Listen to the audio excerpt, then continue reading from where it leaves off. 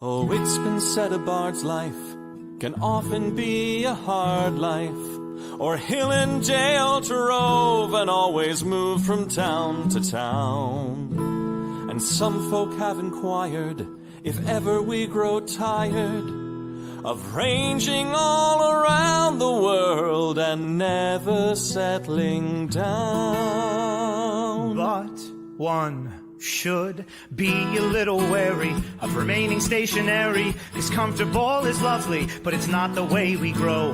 When life starts to unravel, pick up your pack and travel. You'll find a strange serenity in places you don't know.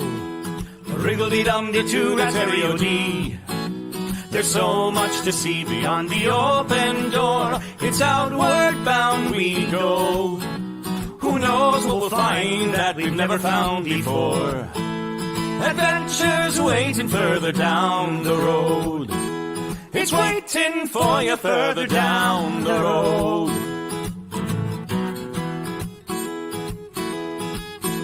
You've got no map for showing which direction you are going. But why start on a journey if you know where it will end? And once you recognize, To anticipate surprise, you'll relish every twist and turn that lies around the bend. Wriggle-dee-dum-dee-doo-da-terry-o-dee-da-dee-da-dee. There's so much to see beyond the open door. It's outward bound we go.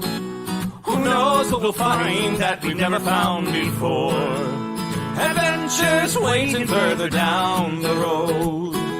It's waiting for you further down the road.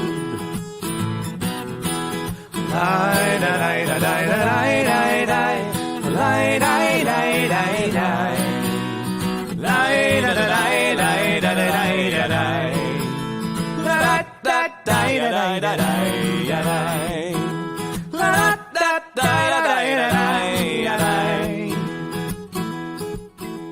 The world has got its demons. There are many reasons why you'd find it harder to be brave than be afraid. But every life could use some danger. Every friend was once a stranger. Ships are safe in harbor, but that's not why ships are made. Wriggle-dee-dum-dee-doo-da-terry-o-dee.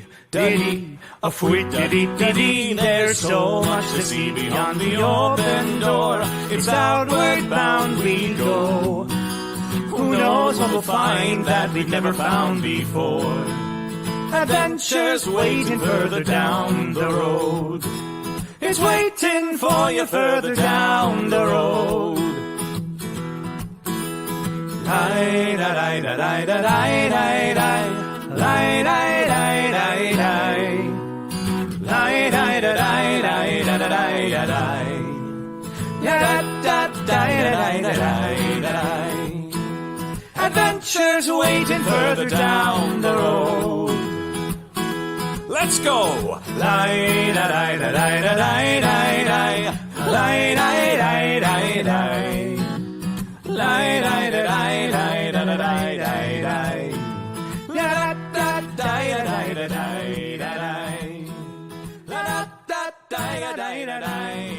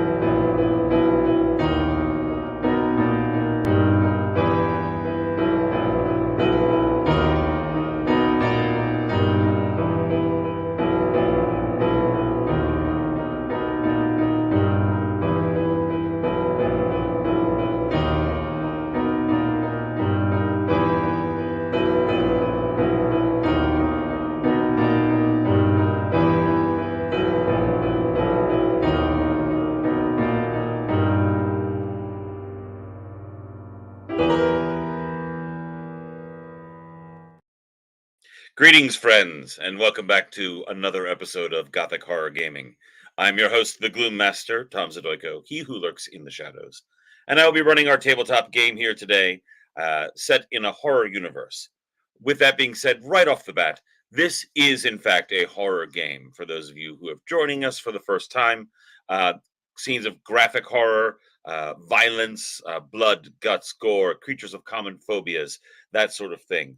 So if that isn't really your cup of tea, we take no offense. You can come back, join one of our other shows, one of our other streams all week long, and perhaps find a different game that suits you. But if you like the spooky, the grotesque, the horrible, then you are in the right place. Speaking of in the right place is our sponsors. Let us give a shout out to renadventures.com. Renadventures.com, they are our annual, perennial sponsors. It helps that Paulo Garbanzo runs Ren Adventures and also Nat 21. So there you have it. We've got a new tour coming up. Excuse me. Dungeons and Dragons in New Orleans coming this December 5th through the 9th. You come on down. You'll play Dungeons and Dragons 5e in the city of New Orleans with some of us as your dungeon masters. You'll also be able to tour a whole bunch of different interesting sites while in New Orleans. And then eventually it culminates with a visit to the Louisiana Renaissance Fair on that last weekend, where many of your dungeon masters and other people you have seen here on this channel will be performing. So please check out renadventures.com. Also, thank you to 3D2U, our good friends over there who do all sorts of printing, 3D printing and wood burning, laser cutting, making all sorts of things like dice towers, also dice boxes, journals, all sorts of wonderful things. Yes, and Amy of 3D2U just had her new job interview. She's been helping us out a lot. She has recently obtained her degree, her master's in forensic science. So whenever we have questions about what could you discover from a crime scene, she is the person that we go to. So thank you to 3D2U. And of course, we'd like to thank ourselves. We have a book. Handler Z, who's in the background helping out with everything, is a prolific writer, particularly of horror and science fiction. You can subscribe to our Patreon at Quill and Quote. You actually have to type it in with the / Quill and Quote. Just a search will not bring it up, as it is adult-rated content. It is horror, science fiction, dark romance, all sorts of things like that that we put out. She writes them, I narrate them, and we've compiled a book of some of our previous offerings. It is there. Dare. It is available on Amazon as paperback or as a Kindle, and also available on Audible. I narrate it, except for the poetry, which Melissa Lee, Handler Z, does. So be sure to check all of that out right there. Pardon me, the allergies are very bad right now where I am at, as a thunder system just moved through last night. So, what game are we playing? We are playing a conglomeration. It is set in the Chill universe. Chill, originally a Mayfair game back in the 80s, and then has respawned several times in different iterations. In the Chill universe, the supernatural is real. It is referred to as the unknown. The unknown is generally very powerful and very evil. It is behind the scenes of everything, but not generally known. There is an organization, however, called SAVE, the Society of the Silver Way, which is attempting to combat it. It is not a government organization. It is privately funded individuals who are attempting to stop the incursions of the unknown ever since the late 1700s, when they were first founded. Thank you, Nightbot. There's the acronym if you really want it. It's Latin, the Society of the Silver Way. However, that is not the game system we are using. The game system we are using is from a game called Over the Edge, and it was a delightful game created in the late 80s, early 90s. And the mechanics of the game are very simple. Your character has 3 traits, a primary and 2 side traits. These are broad categories, these traits. You can make it whatever you want it to be. Then, whenever you attempt to do something, you see if it falls underneath one of your traits. And if it falls underneath a primary trait, you get to roll 4d6, 4 6-sided dice, and attempt to hit a target number. If it falls under one of your side traits, you roll 3d6. If it does not fall under any of your traits, you roll 2d6. I'm going to give you an example. Let us say we have an astronaut. He is an astronaut And as the primary trait, that is what they mainly do. As side traits, they are, let's say, a triathlete and also an avid stamp collector. I don't know. So our astronaut is attempting to reroute a computer system. Well, that is something a modern astronaut would actually kind of know how to do. So they would get to roll 4d6 and attempt to hit a target number to succeed. Likewise, if they were then trying to identify some rare postage, I don't know, they would in fact roll 3d6 because they are an avid stamp collector as a side trait. Now, let us say they are trying to do something that is let us say they're trying to do something that is not under any of their traits. Let's say the same character is attempting to calm down an attacking dog. Well, none of their traits really relate to that. So as a result, they would only roll 2d6. Now, you watching on Twitch can assist by spending your Twitch points with Sir David Percival over there in the comments section. Thank you again, Sir David Percival, for being here and taking care of that for us. You can spend your Twitch points with him to buy helps for either the players or for myself as the game master. What a help does allow is allows an extra d6 to be rolled, but you can still only take the maximum number that you would normally be allowed. For instance, our astronaut is attempting to fix an air duct. Again, something an astronaut does have to know how to do just in case. So normally they would roll 4d6, but poison gas is leaking in, and it is very vital that they fix this air duct. They choose to spend a help. They will roll 5d6 and then pick the 4 highest, because that is what they are normally allowed.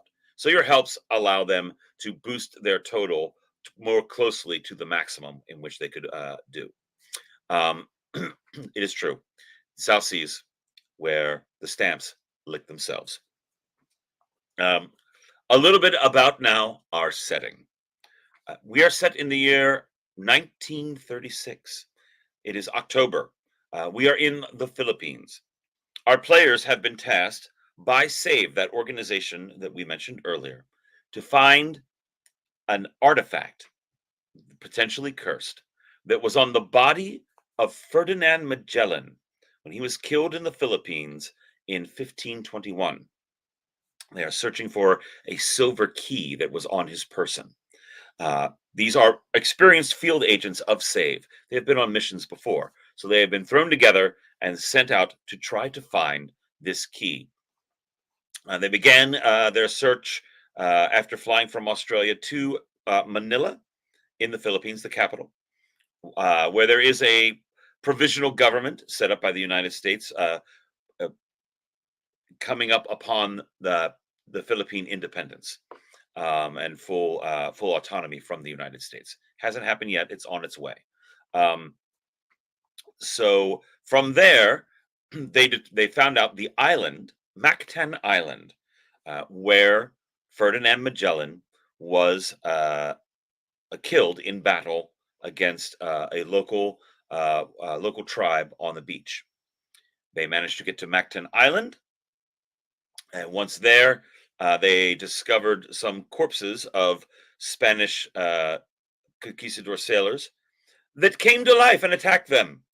They managed to defeat them, but not without their Philippine guide, Diwata, getting injured grievously through an undead thrown spear.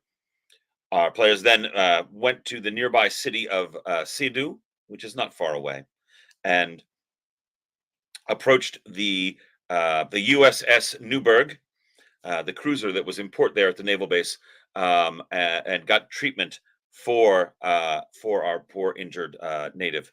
They have been put on notice, however, that because there was an incident involving natives, they're not to leave town. Their seaplane, rather their float plane, the Loon, has been impounded temporarily until Captain Blankenship, the commander of the USS Newburgh, can figure out what actually happened.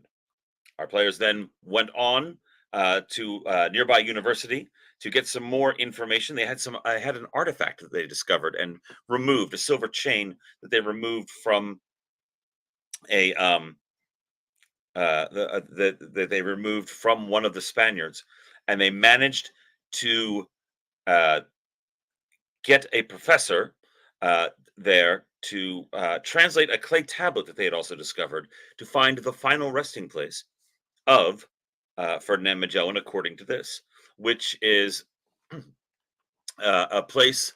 It's by um, El Nido is the name of the town that it's near on a far western island. But now I've had enough of my say. Let us bring the players in and see how they are feeling, what they are up to, what they think about everything. And let us start today with Dr. Sabine. Hello, Doctor. You are muted. Not anymore. Not anymore. You are not. Bonjour.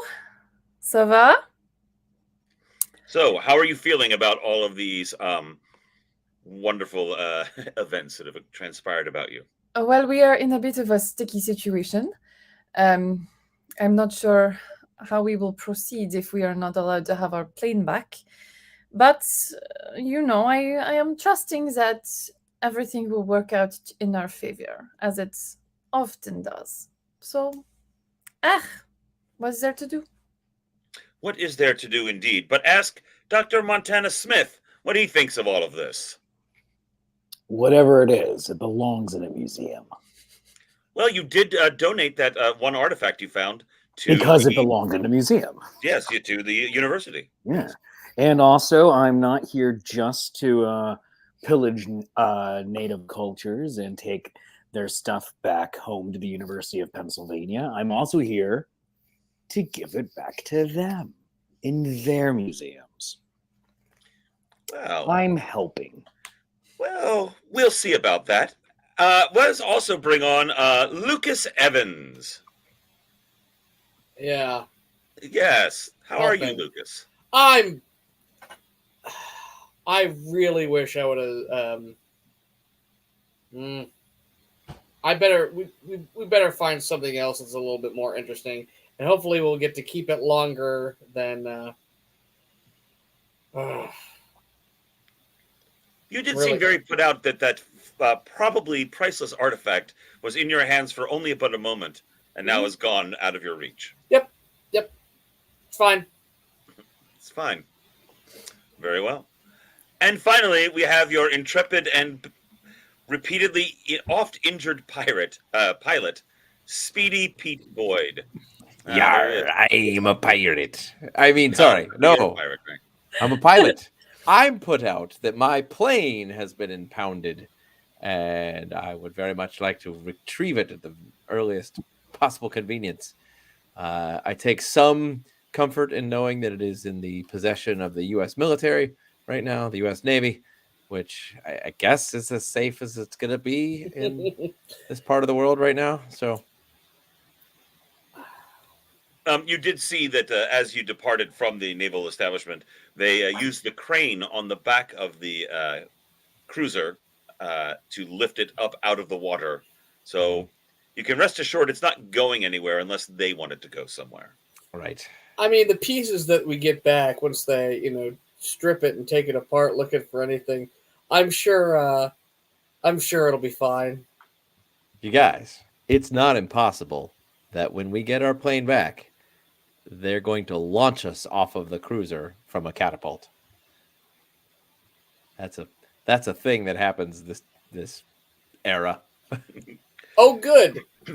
Like a slingshot. Yes, that means Lucas Evans will not have to climb out on the wing and spin the propeller. I never had to do the chance. They wouldn't even let me.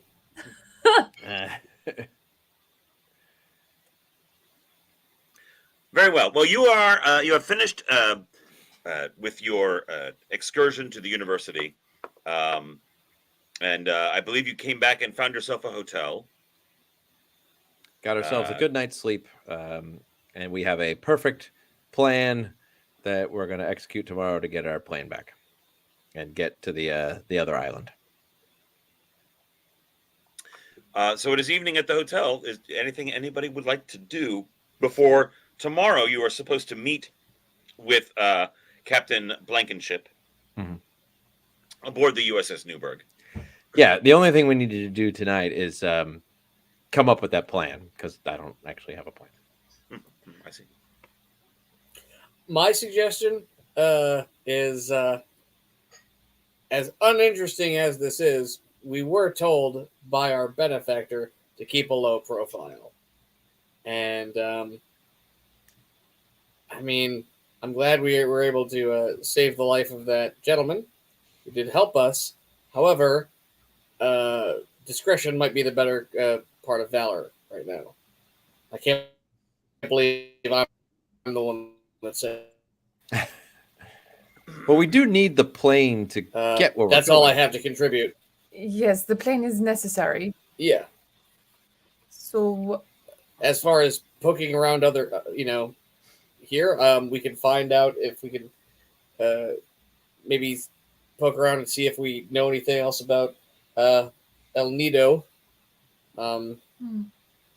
That seems like an activity that could, I don't know, be under the capable hands of a someone who knows their way around either a map, a library.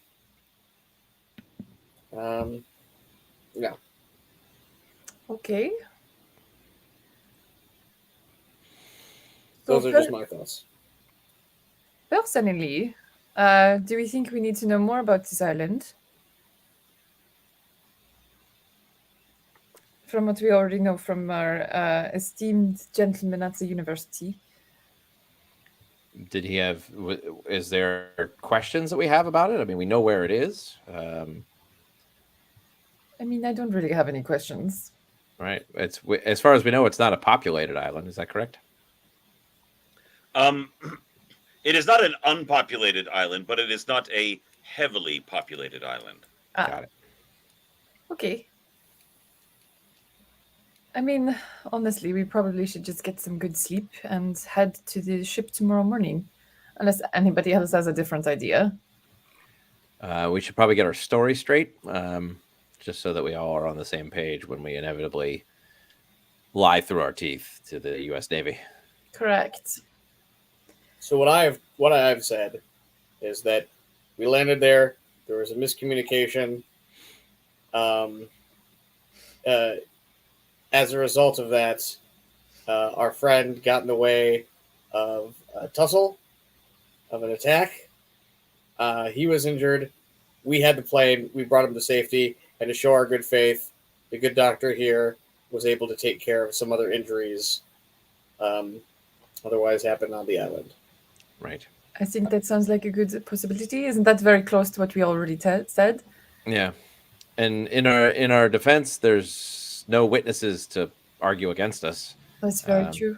And there's not even bodies of like the supposed locals who attacked us. Absolutely no. Because they're fine. They realized they hurt the chief who did. Yeah, it's Correct. They don't want to say anything because they don't want to get in trouble for hurting their chief, eh? Absolument. Okay. Let's be winking. All right. All right. I think we have a plan. Let's get some good night's sleep and go get my plane back in the morning. I'm going to go down to the hotel bar and see if there's any fantastic show tunes happening tonight. I think we should have a spot of dinner, personally. Willie. I think Willie is performing at Club Obi-Wan. Willie Scott, no. Yeah. There's a floor show here where they do the number from Anything Goes, where it's mostly in Mandarin, but then they say Anything Goes. All right. But it's yes. not very good. But then there is I an think elaborate the main mirror dancer is kind of seeing the person who is organizing that, and it's just like, let's let my girlfriend sing. It's You'd think, being in the Philippines, they'd at least sing it in Spanish. Very true. right. I heard there was a diamond involved as well, Yeah. and a big rolling thing. Well, I don't know. I haven't seen the show. I want to go down and See ya. Yeah, spoiler alert. Jeez. Oh, Their hi, valet is this Bobby. really good driver. He's like 11, but man, Why dude's on do you, top of it. are you stalking the cast and crew of the show? You know all about their valet. I mean, come on. He's done work for me. Okay. Oh, okay. Right. Let's I see if we think can we've find a gotten short off little kid. topic. Let's see I if this think little short kid can find us a plane in the meantime. the apps. So, But okay. Montana, you go down to the hotel bar. Yes. Very well. Give me a perception type roll, if you would, please. All right. Your observation skills are at play here. All right. Are we going on the archaeology, anthropology side of things, or just as a? We'll go with former soldier, so that'll be 3. Yeah, that 3. Yeah, roll 3. Oh no, 7. All right. You pass a blissful evening in the bar. All right, fantastic. Is there a show? No, there is not. No floor show tonight. Yeah. There's no truth in this. Oh, That's you have a couple drinks. You see a mixture of people coming in and out. Some who are staying and some who've just come in to visit the bar. There's a cat that jumps up on the bar, knocks over your drink. The bartender pours another. It knocks over that drink as well. I pay for the third one. After a while, I wander down to the bar as well. All right. But, like later, like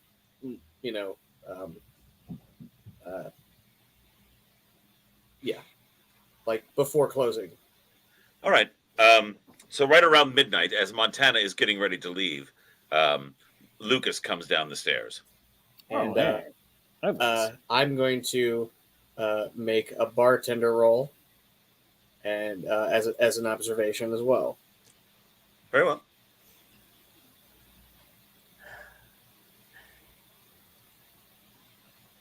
Why did that take so long? Oh my god, 15.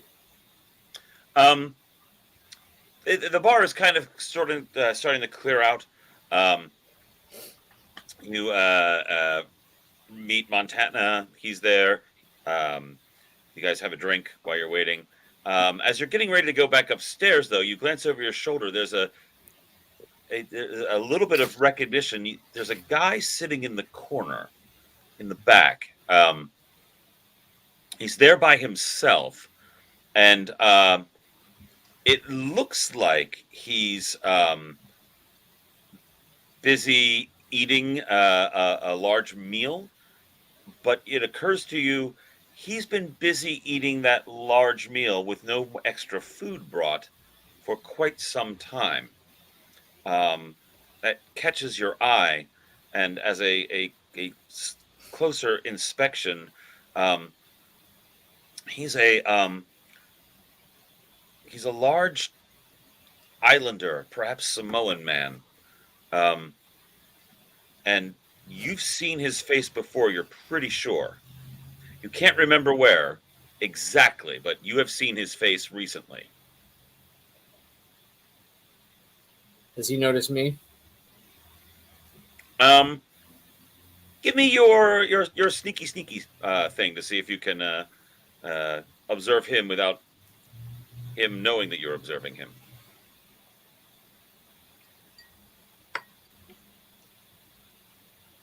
$19.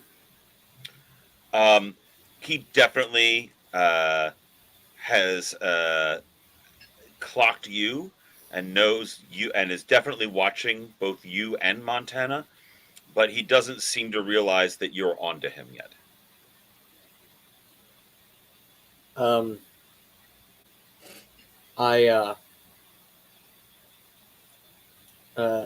I write on a cocktail napkin, and I say, "We're being watched. We're being followed. My guess is our friends who were following us when we went into the warehouse."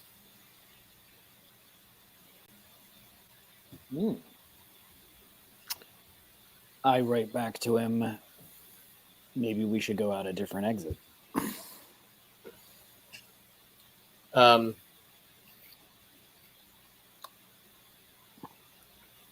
I think I want to make another perception check. All right. I'm hoping that there's two. 2 people. No, 2 exits. Oh yeah. There's the main entrance into the bar. Then there's an exit also back out through the kitchen. Okay.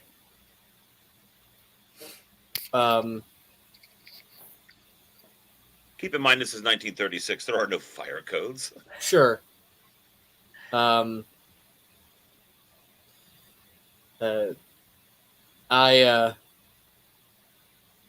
say you go you go first. I'll go whichever way you don't go. All right, I'll meet you out behind the kitchen. So which way are you going, Montana? I am going to make like I'm making for the men's room and then go out through the kitchen exit. Very well. The cook, you can come around the corner, and the cook's there, and he's very confused. He says something to you in a Philippine dialect that you do not necessarily understand, and he like puts his hands up in the air, almost as to say, "What do you think you're doing?" Oh, just wanted to say everything was delicious. Thank you so much, and I just keep walking. Roll me 3d6 for your bluff and swagger there to All right. make your way on through. I'm going to use a help, by the way. Very well, very well. Oh, well done. I hope. I had a 16. He is so taken aback by your effrontery to just walk into the kitchen and walk out the back door that he just stands there kind of blubbering a little bit as you walk out, but he takes no further action as you exit out the back door. Great. Very well. Lucas. Has he moved? He glanced up, and he definitely watched that Montana went out through the kitchen. He knows that Montana went in the kitchen for sure. He is folding his napkin and putting it on the table, but he has not risen yet.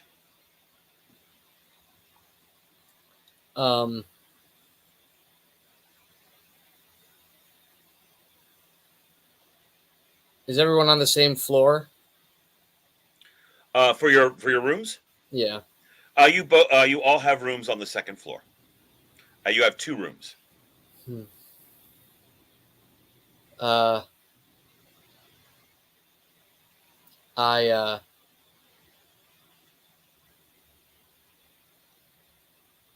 I call the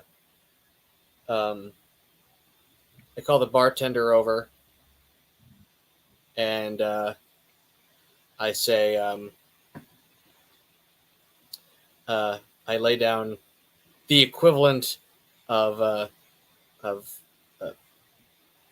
$5, and I say, if you could call my wife in room whatever number Dr. Sabine is in, and have ask her to bring the car around the back, please.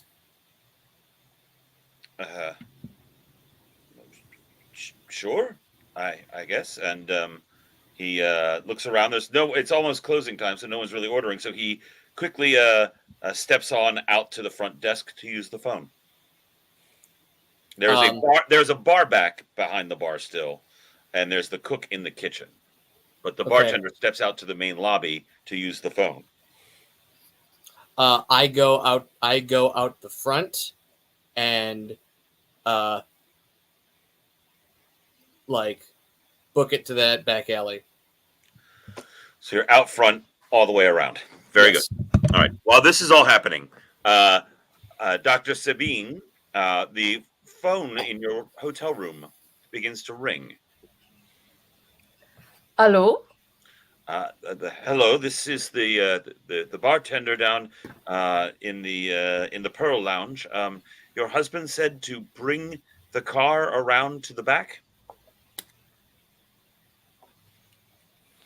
Quoi? Oh,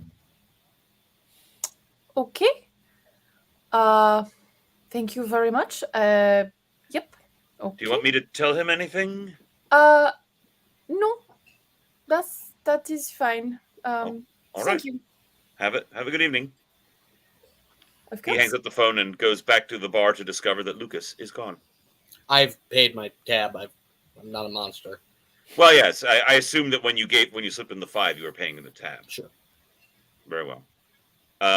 Dr. Sabine, what do you do with this newfound information?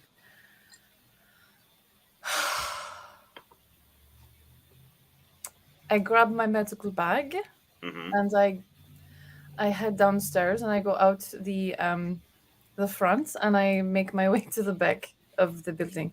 All right. Speedy continues to sleep in blissful ignorance.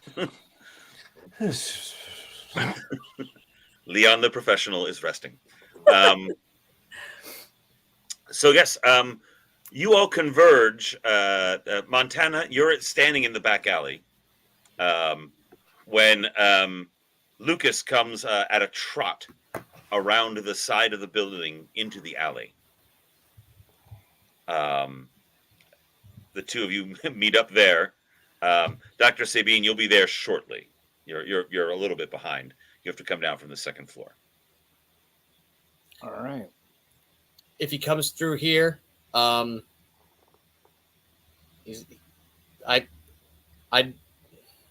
pretty sure this is the guy who was, that we saw before.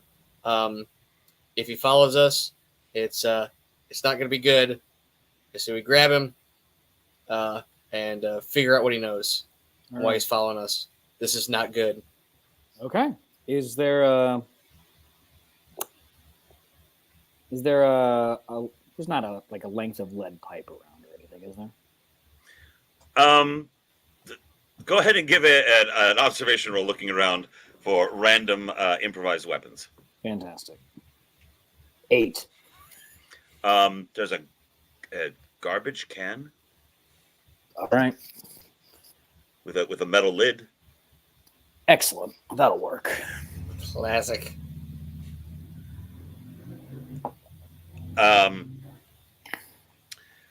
After a few minutes, you, Dr. Sabine, are you just running down to the alleyway? Is that what's happening? You are muted. I wouldn't say I'm running. I'm making my way. I'm not quickly, but I'm not running. Very well. You get to the edge of the alley. You see Montana and Lucas standing by the back door for the kitchens.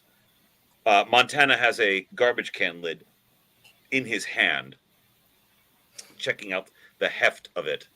When the kitchen door opens into the alley, and out steps a mountain of a man, a large Samoan Pacific Islander in a very tight suit. It barely fits him. His muscles are just bulging out. He's holding in his hand what appears to be some sort of billy club. And he steps out and appears surprised that you are standing right there. Everybody roll for me initiative. Except for Speedy, who sleeps.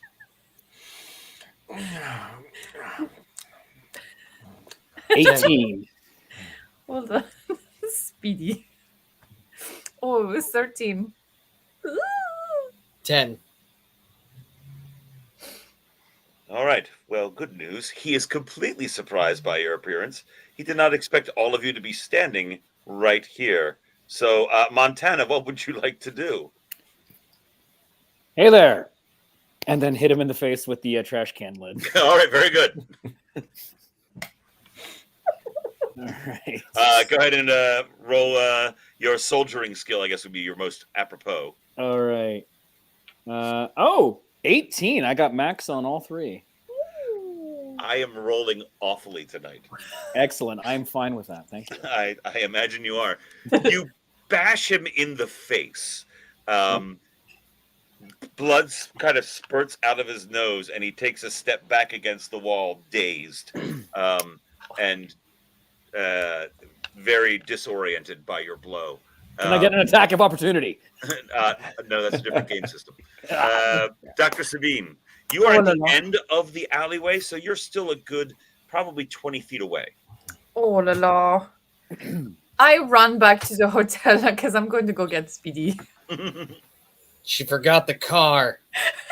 I forgot the car. The car. What car? Speedy is the car. Oh, listen, I'm a doctor. I'm not a person who does coding.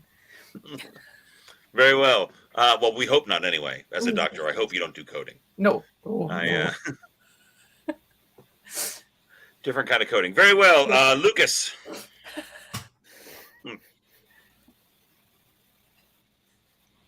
I want to like while he's like back up the wall, I want to sweep the leg and have him fall back and fall down. All right. Roll me 3d6 for that, I think. I would like to use a help, please. Very well. Use that help.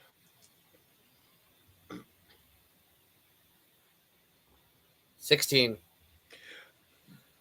Down he goes in a mass, a heavy thud on the ground, the billy club falling out of his hand and skittering across the alley. He is truly out of sorts at this point.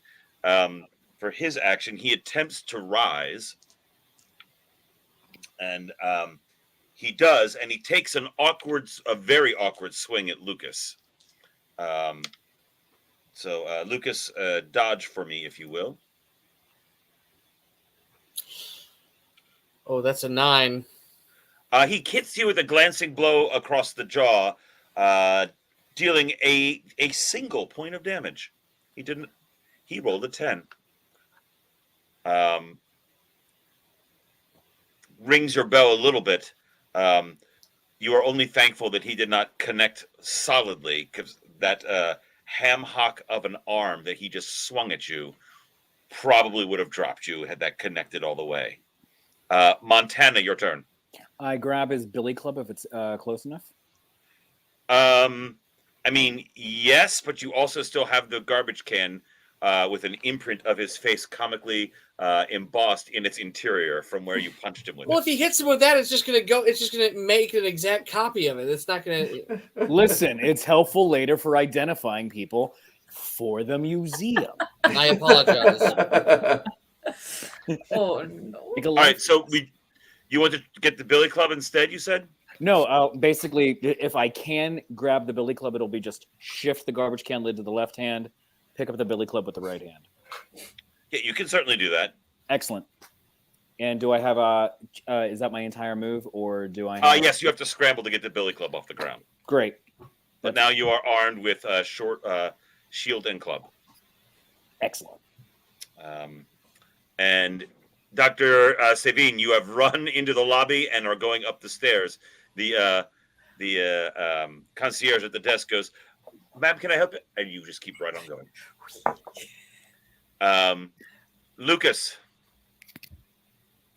I'm going to make another...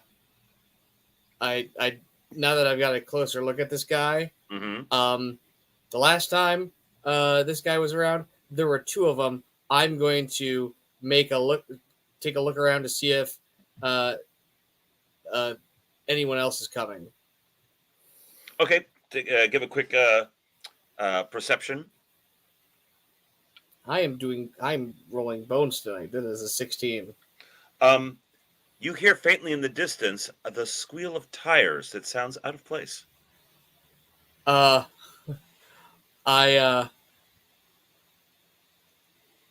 say, oh, is this alley big enough for a car to drive through? Probably. Montana, get inside. And I dive in through the door. Allow me to be clear. The squeal of tires is at least a block away. Oh, okay.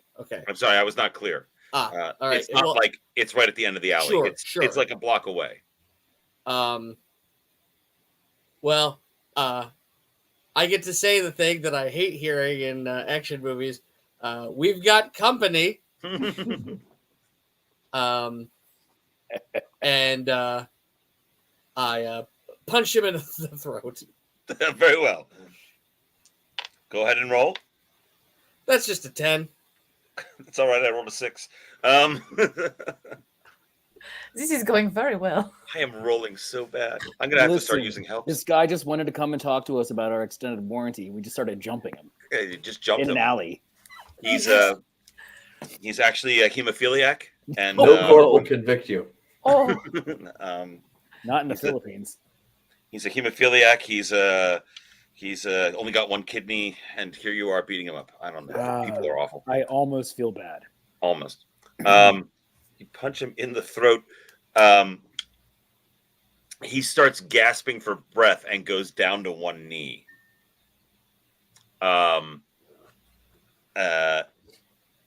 With that,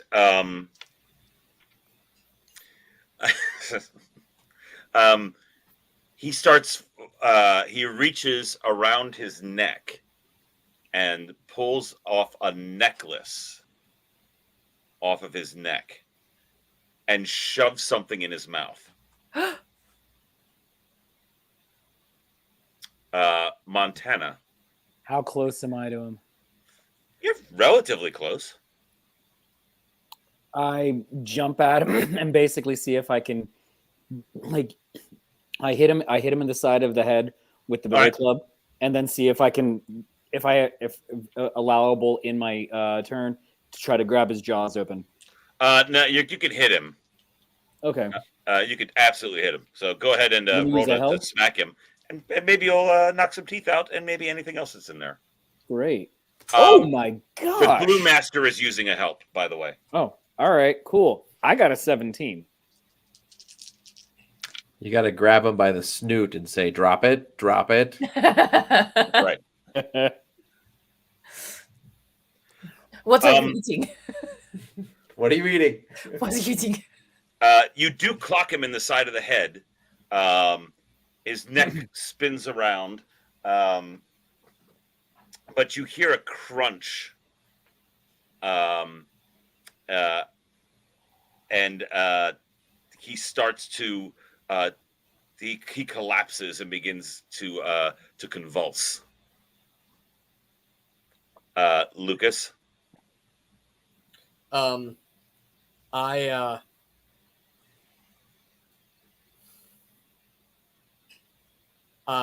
listening for the tire squeal and see if I can't hear it coming closer. We need to get out of here.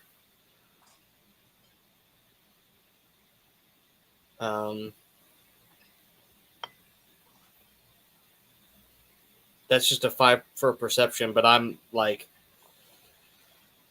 yeah, so much for a low profile. We need to get out of here now. Very well. Dr. Sabine, you have gotten to Speedy's room.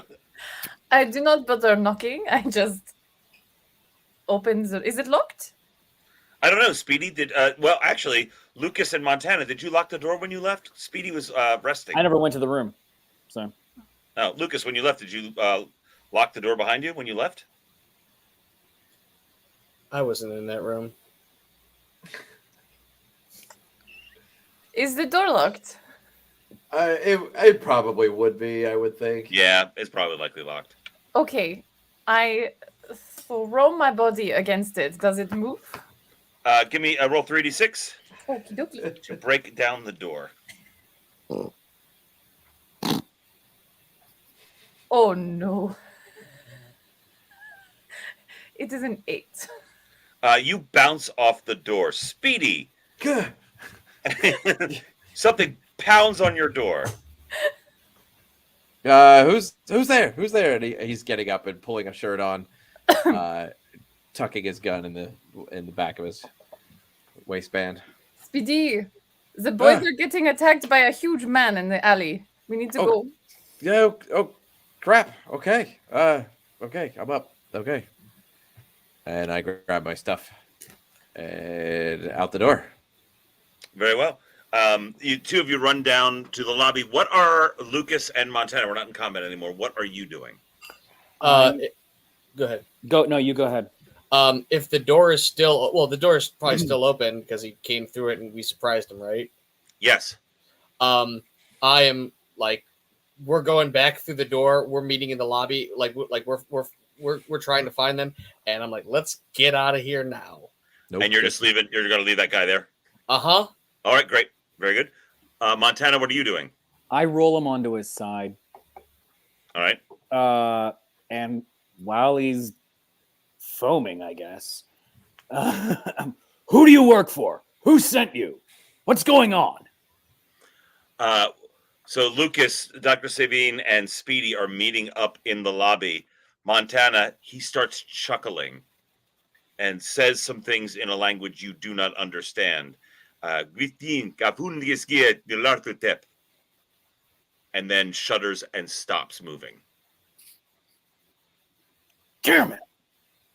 And I do a quick search on him. Is there anything that seems to be something to grab to identify him? There's about $20 in cash on him. Yeah. It belongs in a museum. It belongs in a museum. It belongs to my ticket to the museum. All right. Wait! You're buying tickets to your own museum? It's a You don't suggested have the museum. season pass? It's a Different suggested museum. donation. Yeah, but this guy has to be one of those people who just donates, and they spend as much in postage as he did to donate whatever he did to it. Listen.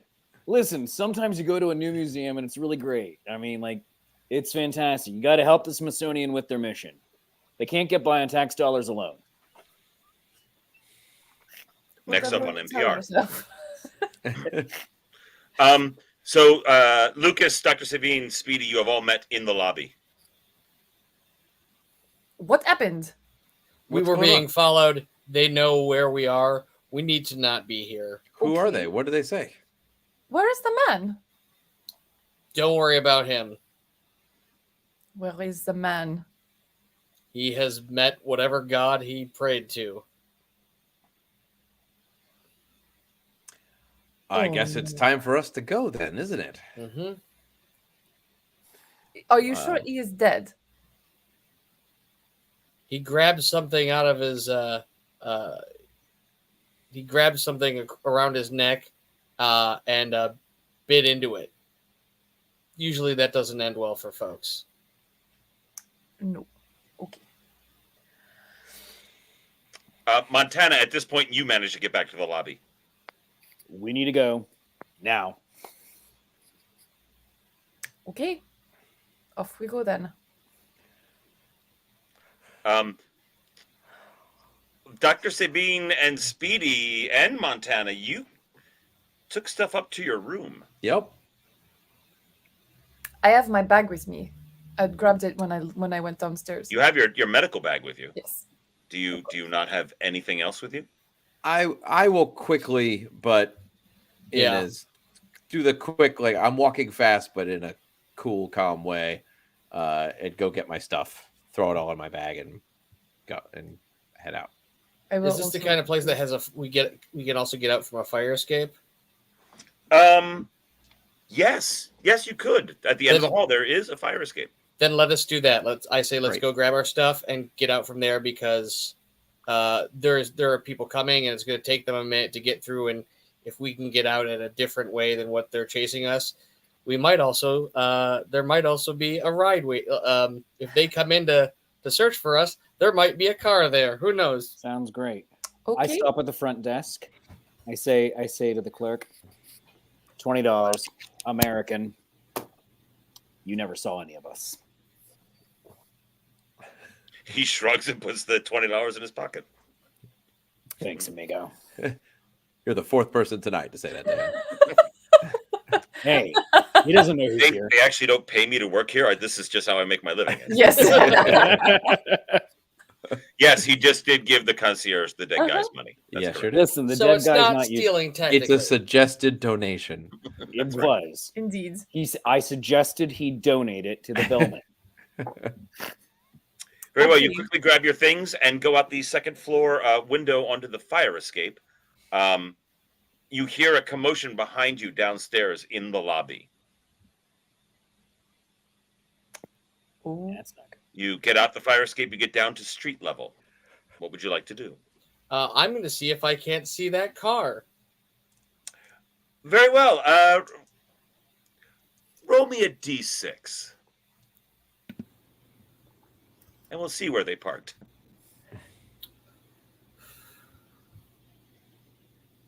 Perfect. I had already decided it was 1 to 3. There is, in fact, a car parked out front, not running, but right out in front of the hotel that was not there before.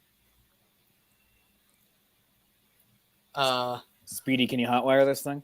Are the keys in it? I don't know. You're a good 40 feet away from it. Well, let's go find out. I run to the car. Do we think we should be stealing a car? Yes. Yeah. Yep. Of course. It's not going to help us. It's not going to hurt. Speedy, roll me a d6.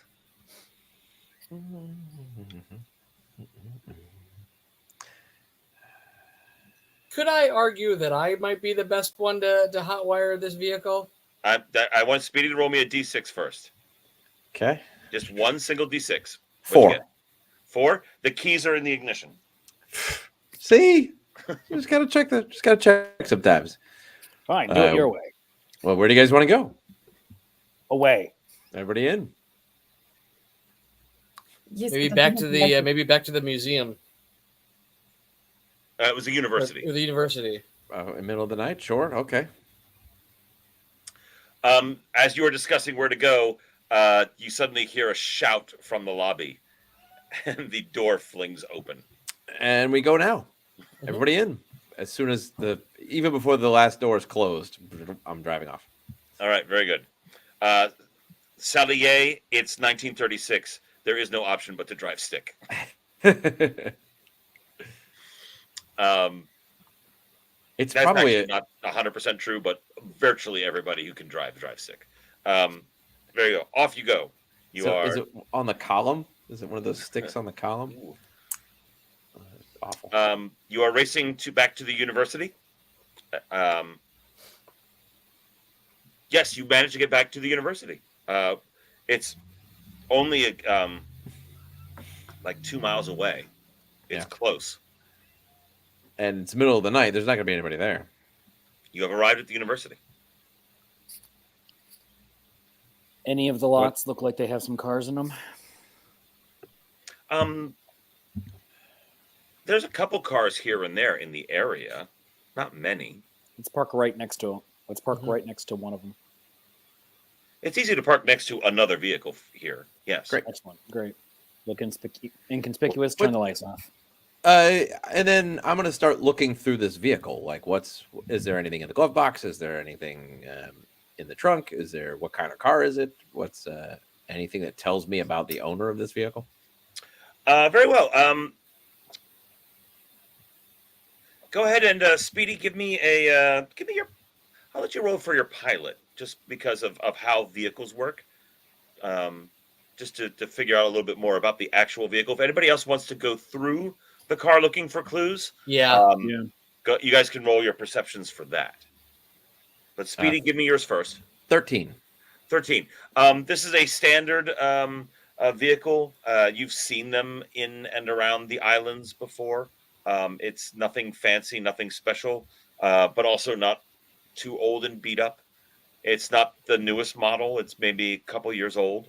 And it's fairly common. It's not anything special as far as vehicles go. Okay. I got a Standard 14. vans. I'm sorry? I got a 14. 14 and Montana? An 11. And 14 or can I 11? say, like, I'm also like, with the keys in the ignition, I'm seeing what other, like, if there's any other keys on the keychain. No, the key in the ignition, that is the only key. Okay. And it's just like a little cardboard circle with a metal ring around it, like you would get at a garage when you get your vehicle serviced. That's all that's on there, and it just has a number. It says 38 on it. Is it a rental? Do we think it's like a rental?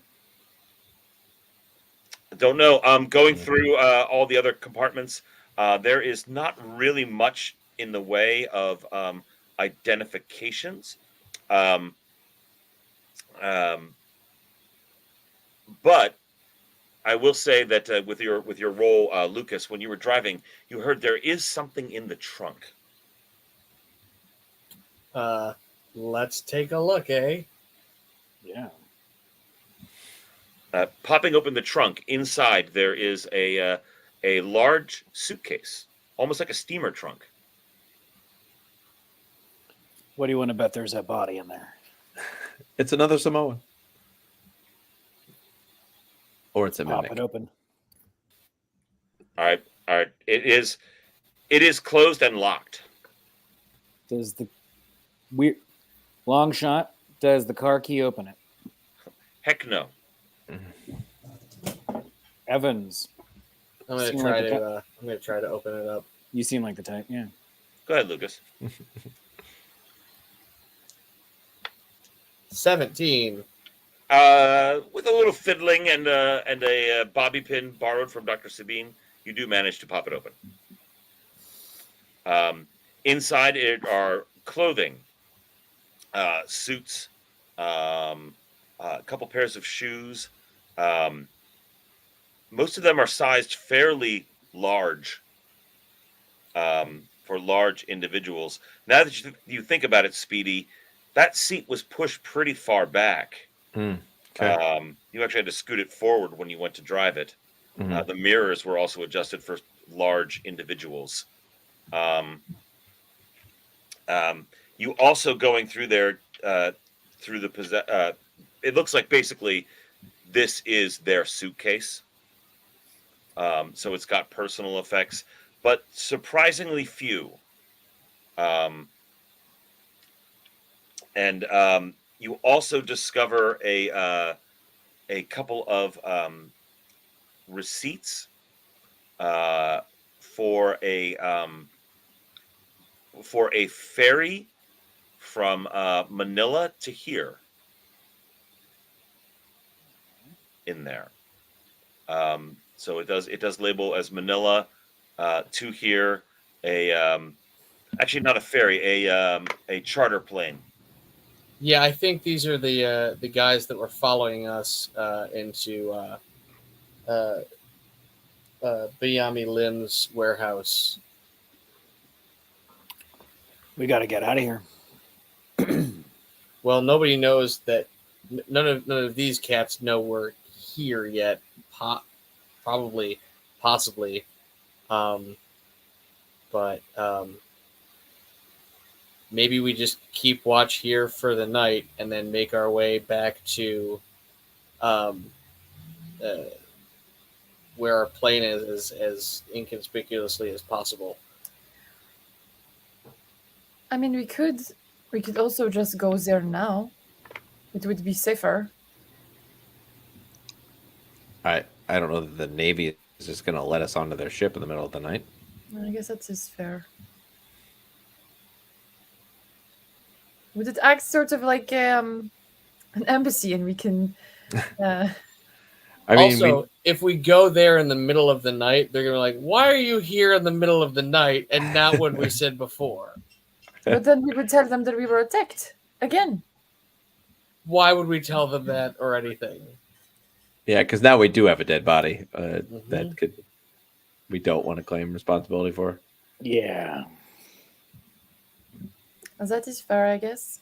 Oh, also, if anyone asks, we should probably say where we were, where we've been staying.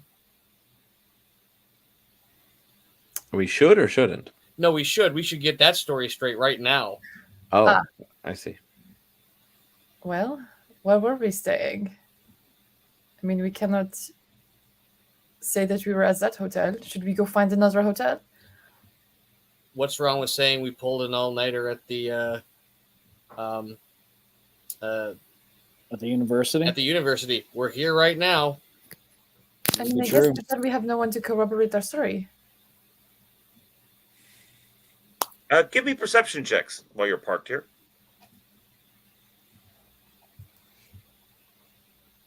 11. 10. 14. 7.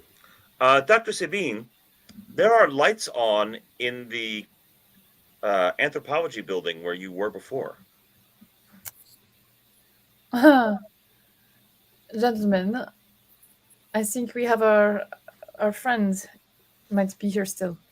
Dr. Marikit Pado. Excellent. Dr. Pado. Oh, I could kiss one of you right now. All right, let's. Not it. Not it. It's fine. Naughty. Oh, damn it. You lose. A specter appears from the parking lot in search of a smooch. It's a nondescript man, gray suit, wearing a temple.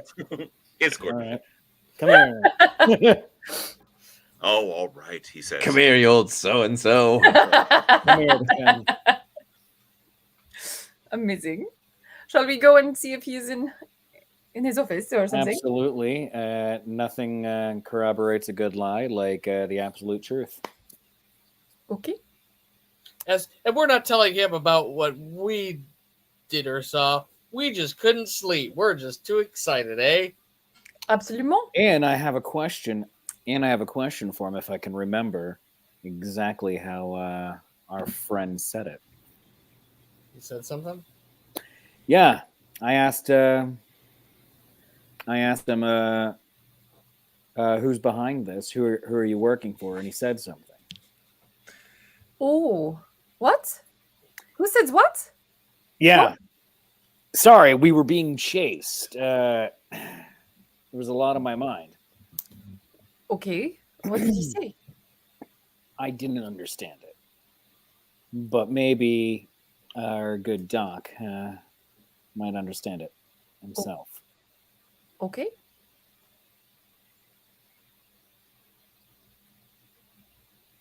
Okay. So Okay. let us go. go. All right. You're going, piling out of the car. Are you taking your stuff with you? Mm-hmm. Yes. Yes. What about the goons stuff? Unless there's anything valuable, I say. Not really. We should leave it. Or Did we really check that thing for a false bottom or anything like that? Or You didn't really have time. you seem like false bottom type people. The cat There's a agrees cat with inside. me. The cat is both alive and dead inside Oh. that trunk. Oh, I my knew God. it. Well, it's meowing, so we can rule I out knew one it. of those. Except Can we're in we, a though? Gothic horror gaming, so maybe not. Exactly. Maybe You're not. undead, Who yeah. Maybe knows? it is a meowing undead cat, Oh la la. both dead and alive. While they go inside, maybe I move the car to a. I don't know. I'm overthinking this, or maybe I'm not. Okay.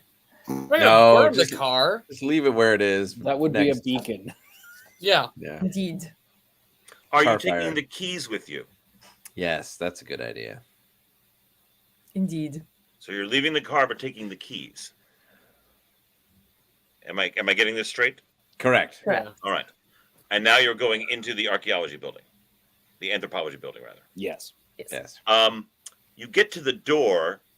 It is slightly ajar. Oh, Like that. This isn't good. Do any of us hear anything inside? Give me perceptions. 12. 9. 12. It is quiet inside. It's quiet uptown. I say we go in. Let us go. Do I still Got have it. that billy club? Yes, I'm going to say in your panicked flight, you are still gripping it. Great. However, you did drop the trash can lid. Sure. I don't want to look suspicious. Zut alors. My gun is out, but kind of down at the side. Same. I have my bag. Very well. Where are you going to go? You know where Dr. Pado's office is. Is that where the light's coming from? It appears to be that office light is on, and the door to the office is open. Gonna walk down there, but quietly. Very well. Give me a perceptions check, everybody. 8. 6. 15. Dr. Sabine, you smell the smell of human offal, of evacuated bowels, perhaps a little vomitus you also smell as you approach the door. Okay, I am fairly certain that Dr. Pado is deceased Why? Why you say that? because I can smell it. I walk into the office. There, sprawled out on the floor, face down, is in fact the professor. Okay. His office is disarrayed. There are pieces of literature scattered all over the place. Also, there are pieces of clay broken, a clay tablet perhaps, broken and shattered on the floor. I go to the body. I do not touch him yet. I want to see if there's anything forensically that I could determine how he was he a victim. Obviously, he was a victim of foul play, but can I identify how he was killed? Yes, go ahead. Give me a physician roll. 17.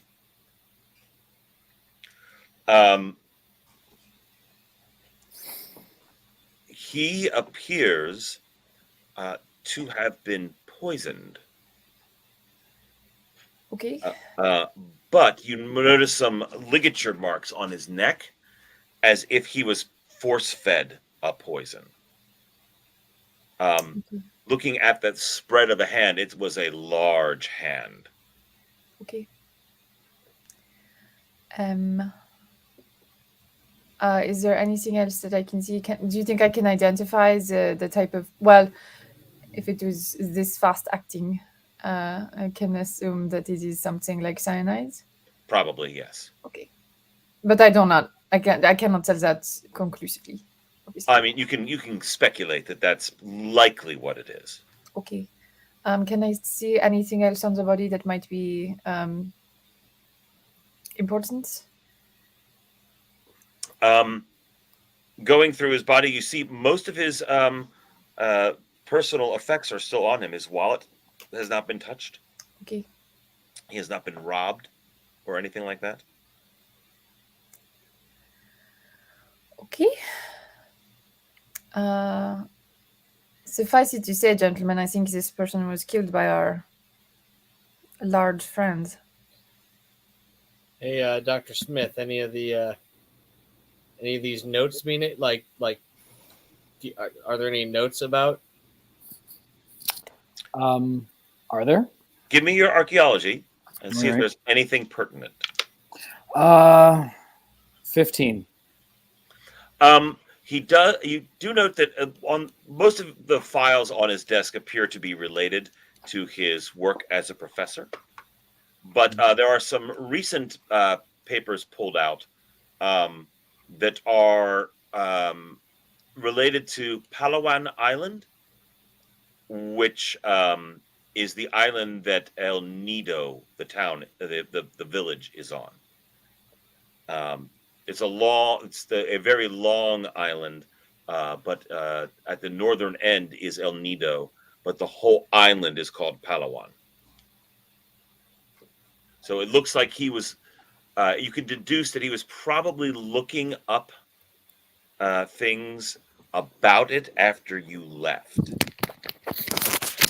when he was thereby accosted.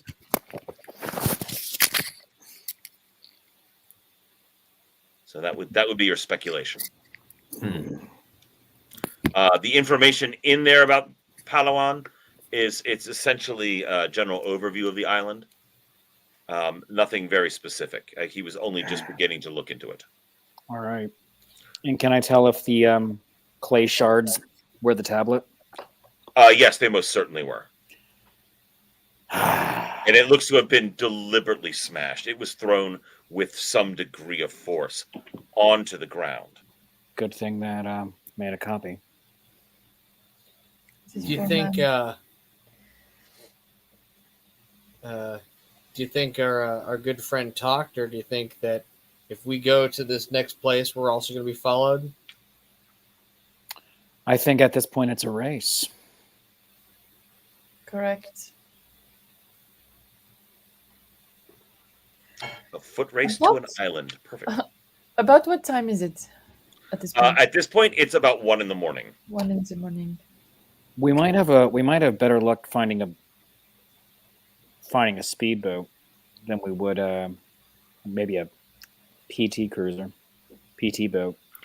You're gonna have a very tough time finding a PT cruiser right Yeah, I know. We're about We would look like 60 such years. dorks. listen. It's got a classic style. Yeah, It's it got looks chrome. vaguely a period. It's got chrome on the interiors. A nice They're analog made of clock. plastic. Can we get Oh. a purple one? They're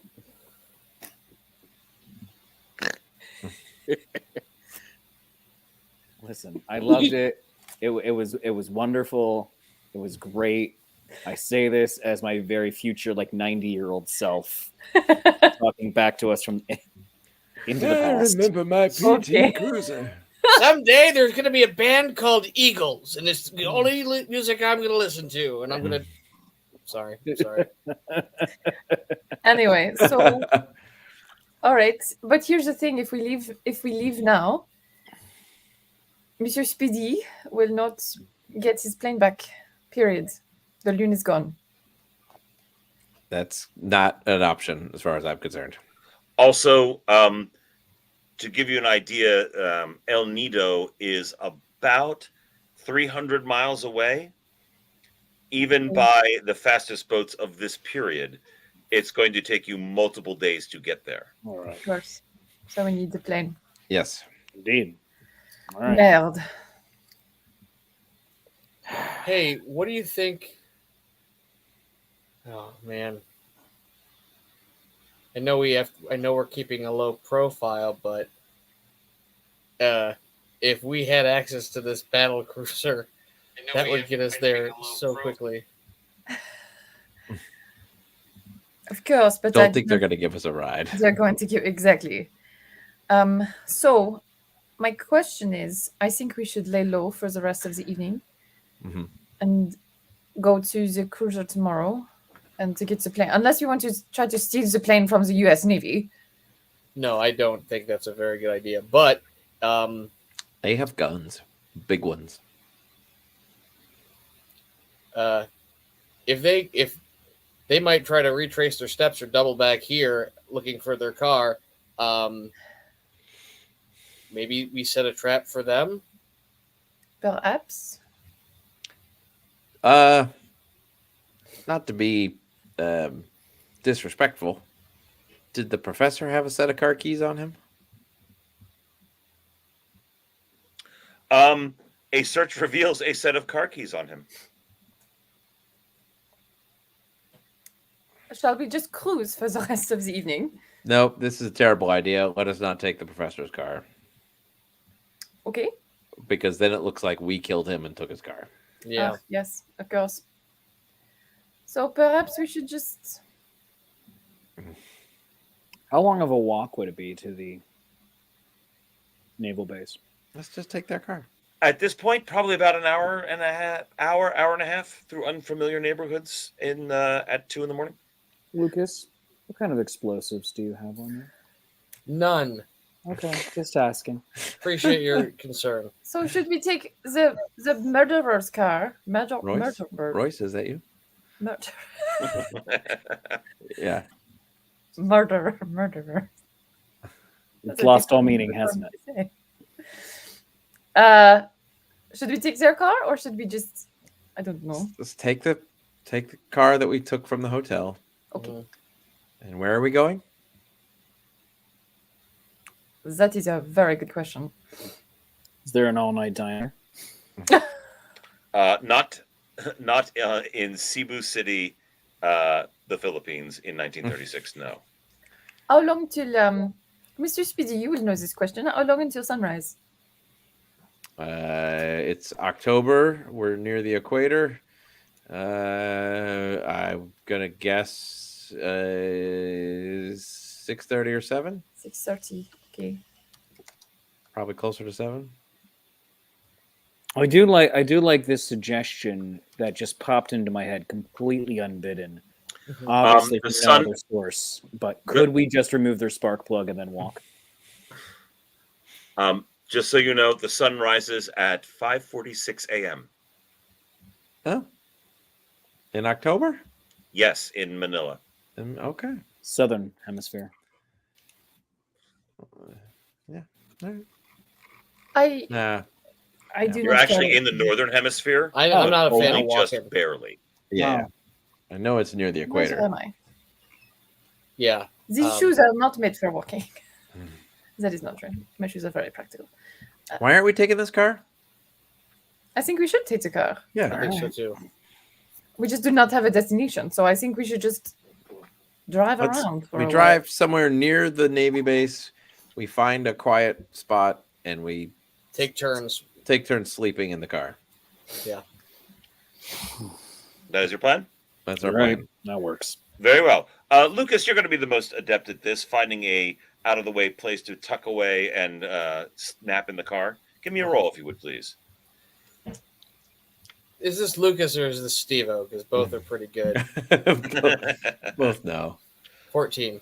You've worked at Renaissance fairs. You know how to park in the middle of nowhere and sleep. Yeah. Anybody who does not. No. No. None of us. We all know. Very well. What did you get, Lucas? 14. 14.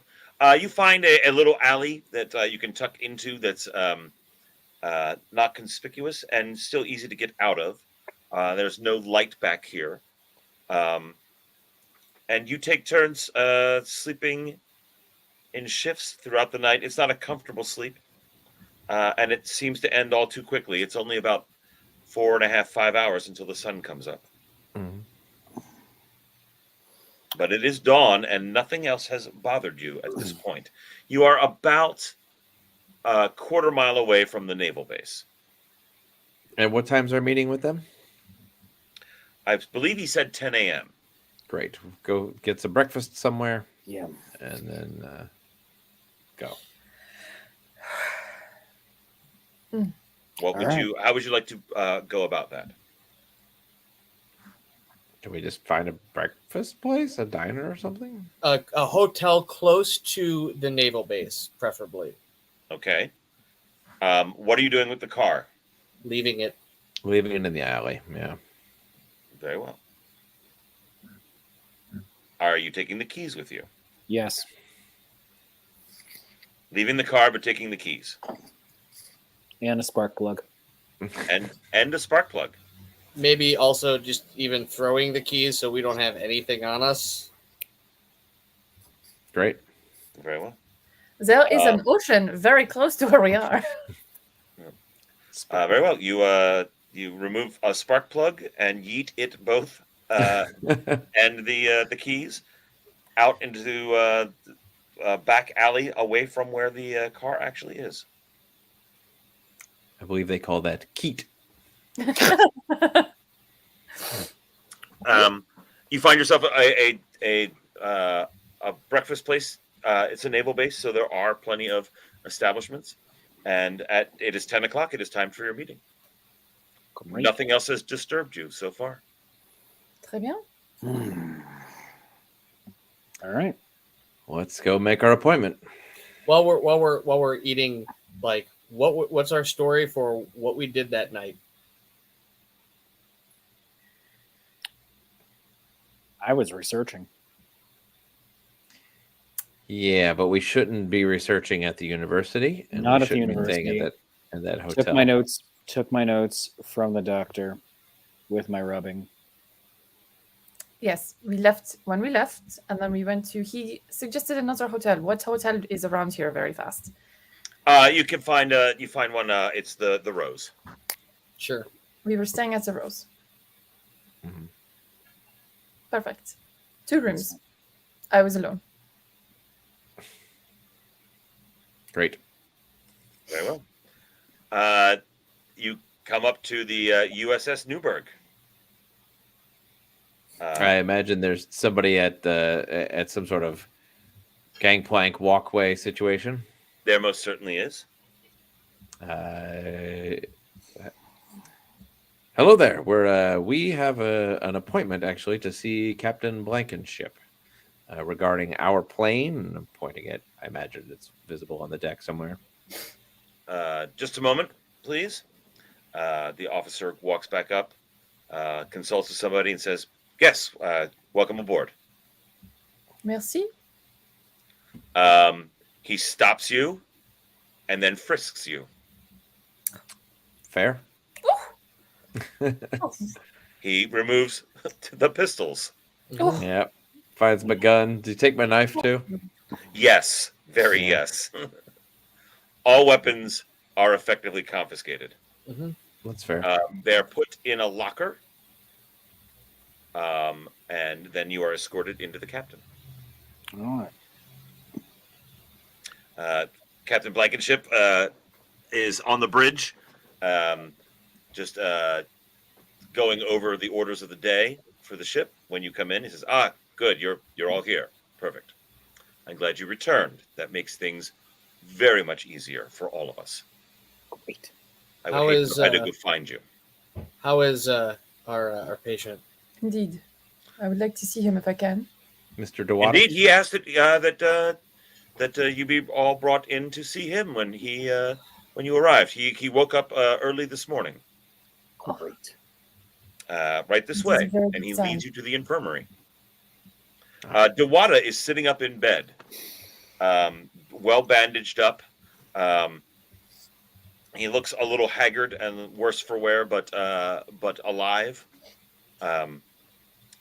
He sees you, the 4 of you walk in. His eyes don't exactly light up in happiness to see you, but in maybe a bit of relief to see you. Yeah, he woke up in the strangest place he could possibly wake up in. Right. Absolutely. And he says, "Yes, these are my friends. They helped me. There was a terrible accident, and I owe my life to them." Oh, Monsieur Duwati. No, we are so sorry. We're glad you're safe. The captain looks at the 4 of you. "Do you have anything you want to tell me What? about what happened to wind Mr. Manasala here in my infirmary?" Doc? Doc? Loon.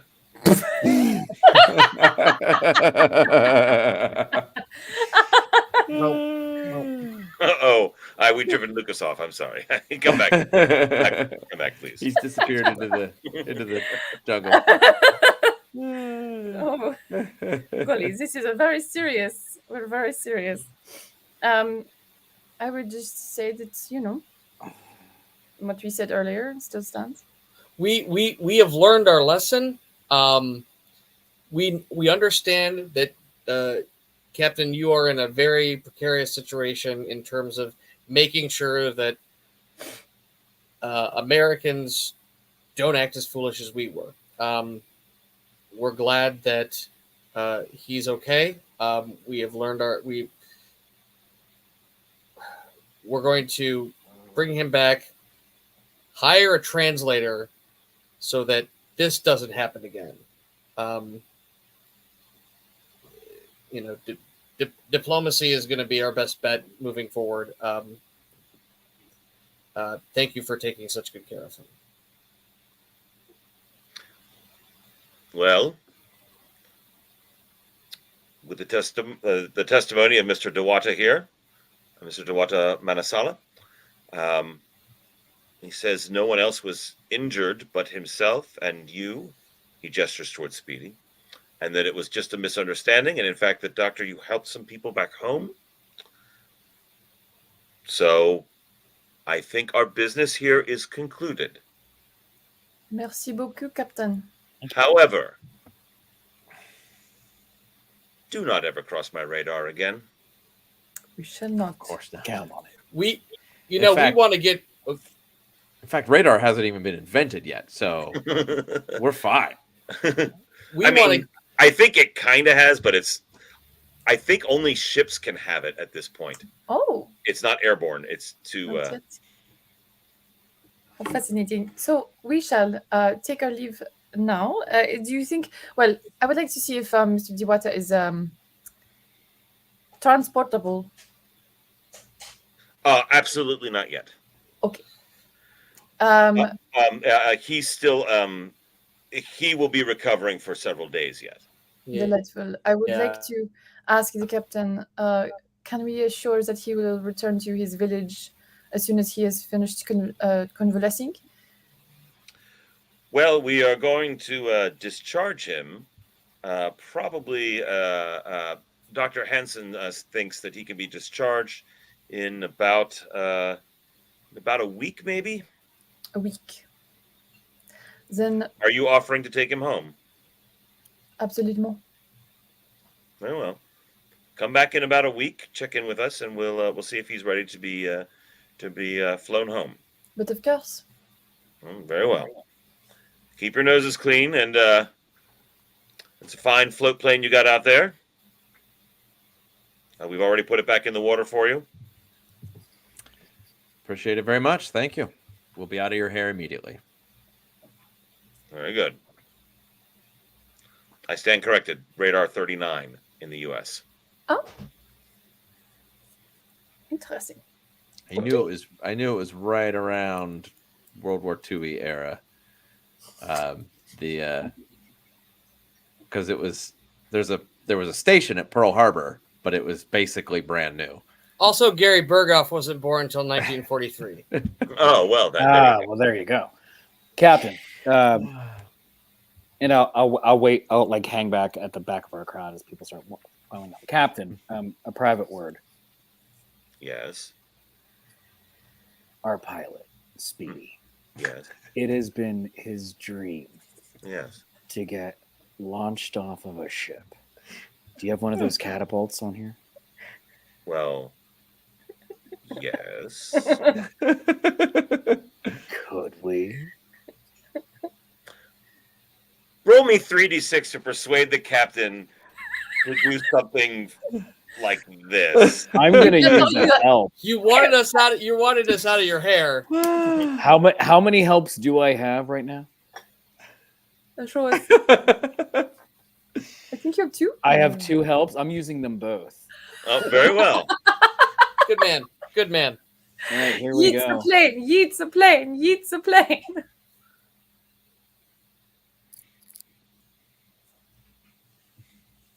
17. He gets a little bit of a grin. We had a test scheduled for tomorrow, but We'll be your guinea pigs. Yeets the plane. Yeets the plane. I'm going to need you to sign something to saying that we are not liable. Absolutely. Hey, Not only are you not liable, we were never here. No, the law clearly states you were here. That's fine. You know what? I just Hey. wanted to sound like a cool guy from OSS. That's just Gloom Master, you don't even have to roll for this either. You could just assume it all went well. Everything went swimmingly. We're going to find out. Speedy, roll me a piloting check. Okay. As the You better plane use is- your help, Speedy. Well, Are you also, all aboard? Speedy. I have great news for you. Yes. They're gonna fling us into the sky. Wait, what? Yeah. Let's do this. Amazing. All right, everyone, we- hold on to your butts. We can get our stuff, correct? Yes, Okay. your things are taken down by a midshipman down to the plane. It has now been hauled back up onto deck, and they are trying to establish it into the catapult system. The catapult is not necessarily designed for this type of plane, but it is designed for float planes. So let's find out, shall we? All right. Everybody buckle up. Seatbelts on. Does this thing Hey. have seatbelts? Secure any loose items. And I'm going to use a help. Very well. You're using a help. A 19. Good. This would have been a very short adventure. Very well. Credits roll real fast. You hear the pressure building in the steam launch catapult, and then with a jarring lurch, you are all thrown back into your seats as the plane is hurled skyward. The propeller is going. It goes into the air for a moment, dips slightly, and then manages to level off. And Speedy, you are airborne. Come fly the speedy skies. I do not like that. That was not happy. I don't want to do ever the- do that again. Doctor, if you smell something, somebody didn't die. I am doing the Slim Pickens bomb yell the entire time. This Very is well. better than a roller coaster. Oh, la, la. We're probably not gonna go back to that in a week. That's not a good idea. You know, when the naval base investigates the murders and the suicides of the. What murder? What suicide? It doesn't ever, we were never that. What They'll you're never. doing? Never there. Okay. So We'll be fine.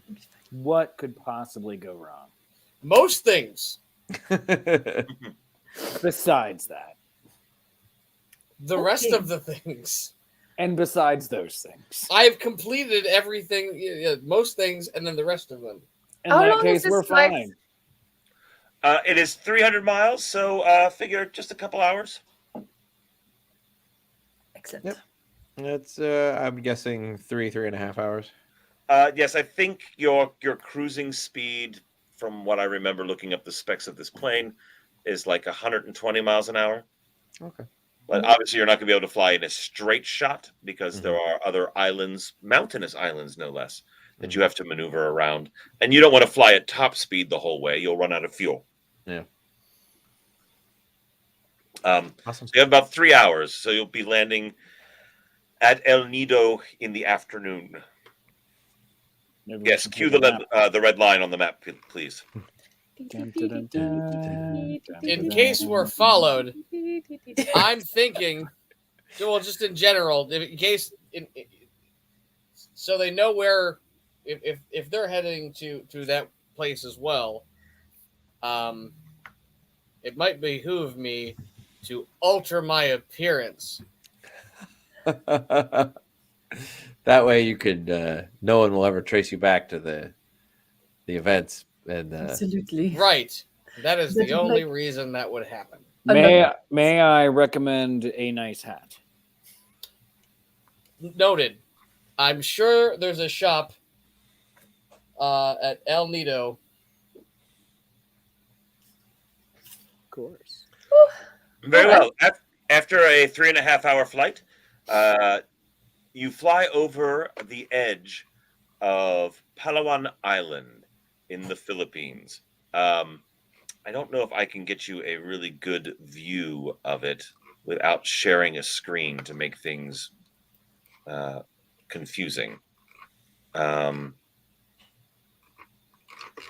Yes, I have never really shared a screen on StreamYard, so we are going to instead. I'm going to bring you up a map, and you are in that central location. If you look on the far left of the map, the far southwestern side, you'll see that there's a very long island that comes down and almost touches the next large island to the south, where Brunei is and such. That is Palawan Island, that long island. At the very top, there's a slight peninsula.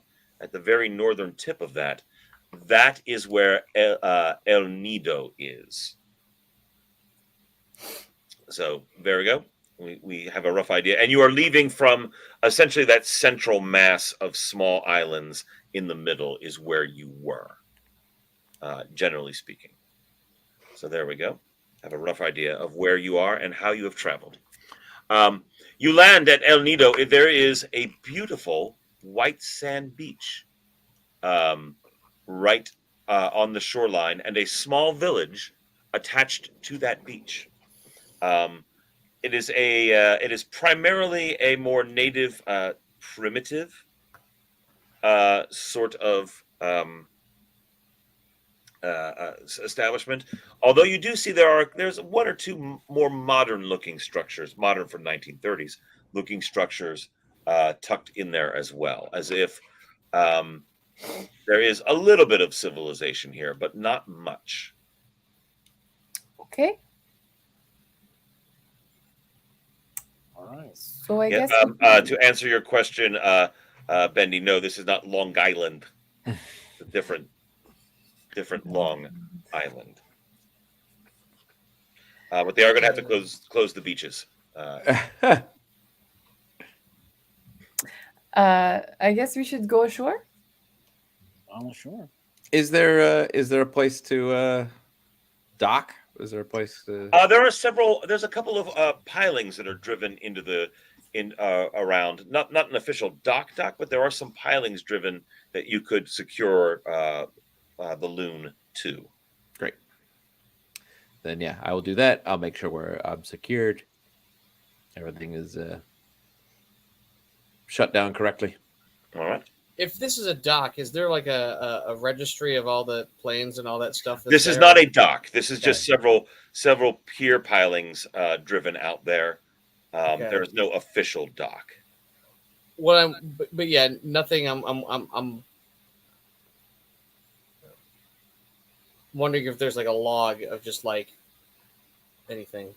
This seems to be much more of an informal place, a much more primitive place. So there no is harbor master. They probably don't even know out here that they are about to get their independence. Sure.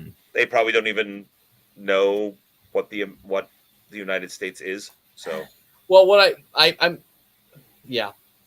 Okay. Yeah, there's no real infrastructure out here for you to look up records in, is what I'm saying. What I mean and what I'm looking for is just to see like, this ship or this plane came in from this place. There are no records like that here. Excellent answer. Thank you. Okay. All right. Where to next? So I guess we should approach, secure the plane, and then go to The plane is secured. Mm-hmm. the beach. And the water to get in is fortunately only about a foot deep. Great. Lovely. And shark free. Yes, even this depth, the bull sharks, as ubiquitous as they are, could not get into this 1 foot depth of water. Just in case. Formidable. Okay. All So, right. Got my onto the floor we go. Yes. I'm sorry to do this. Remind me, because it's been a week in real time. Why this island? Why were we sent to this island specifically?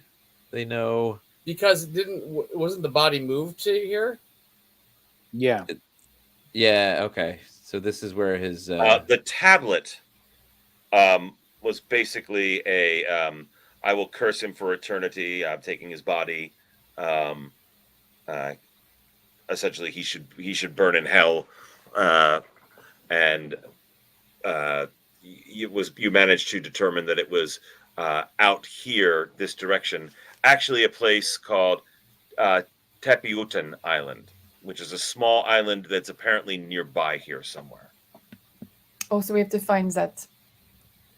Okay, so Okay. well, that being the case, before we even land, can we do sort of a aerial reconnaissance of the surrounding islands?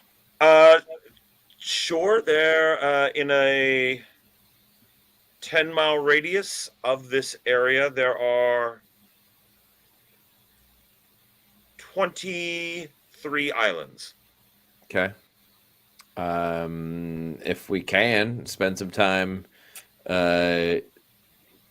cross-referencing what we're seeing with what's marked on the map, and see if there's anything unaccounted for, or if this island that we're looking for is the small island is on there.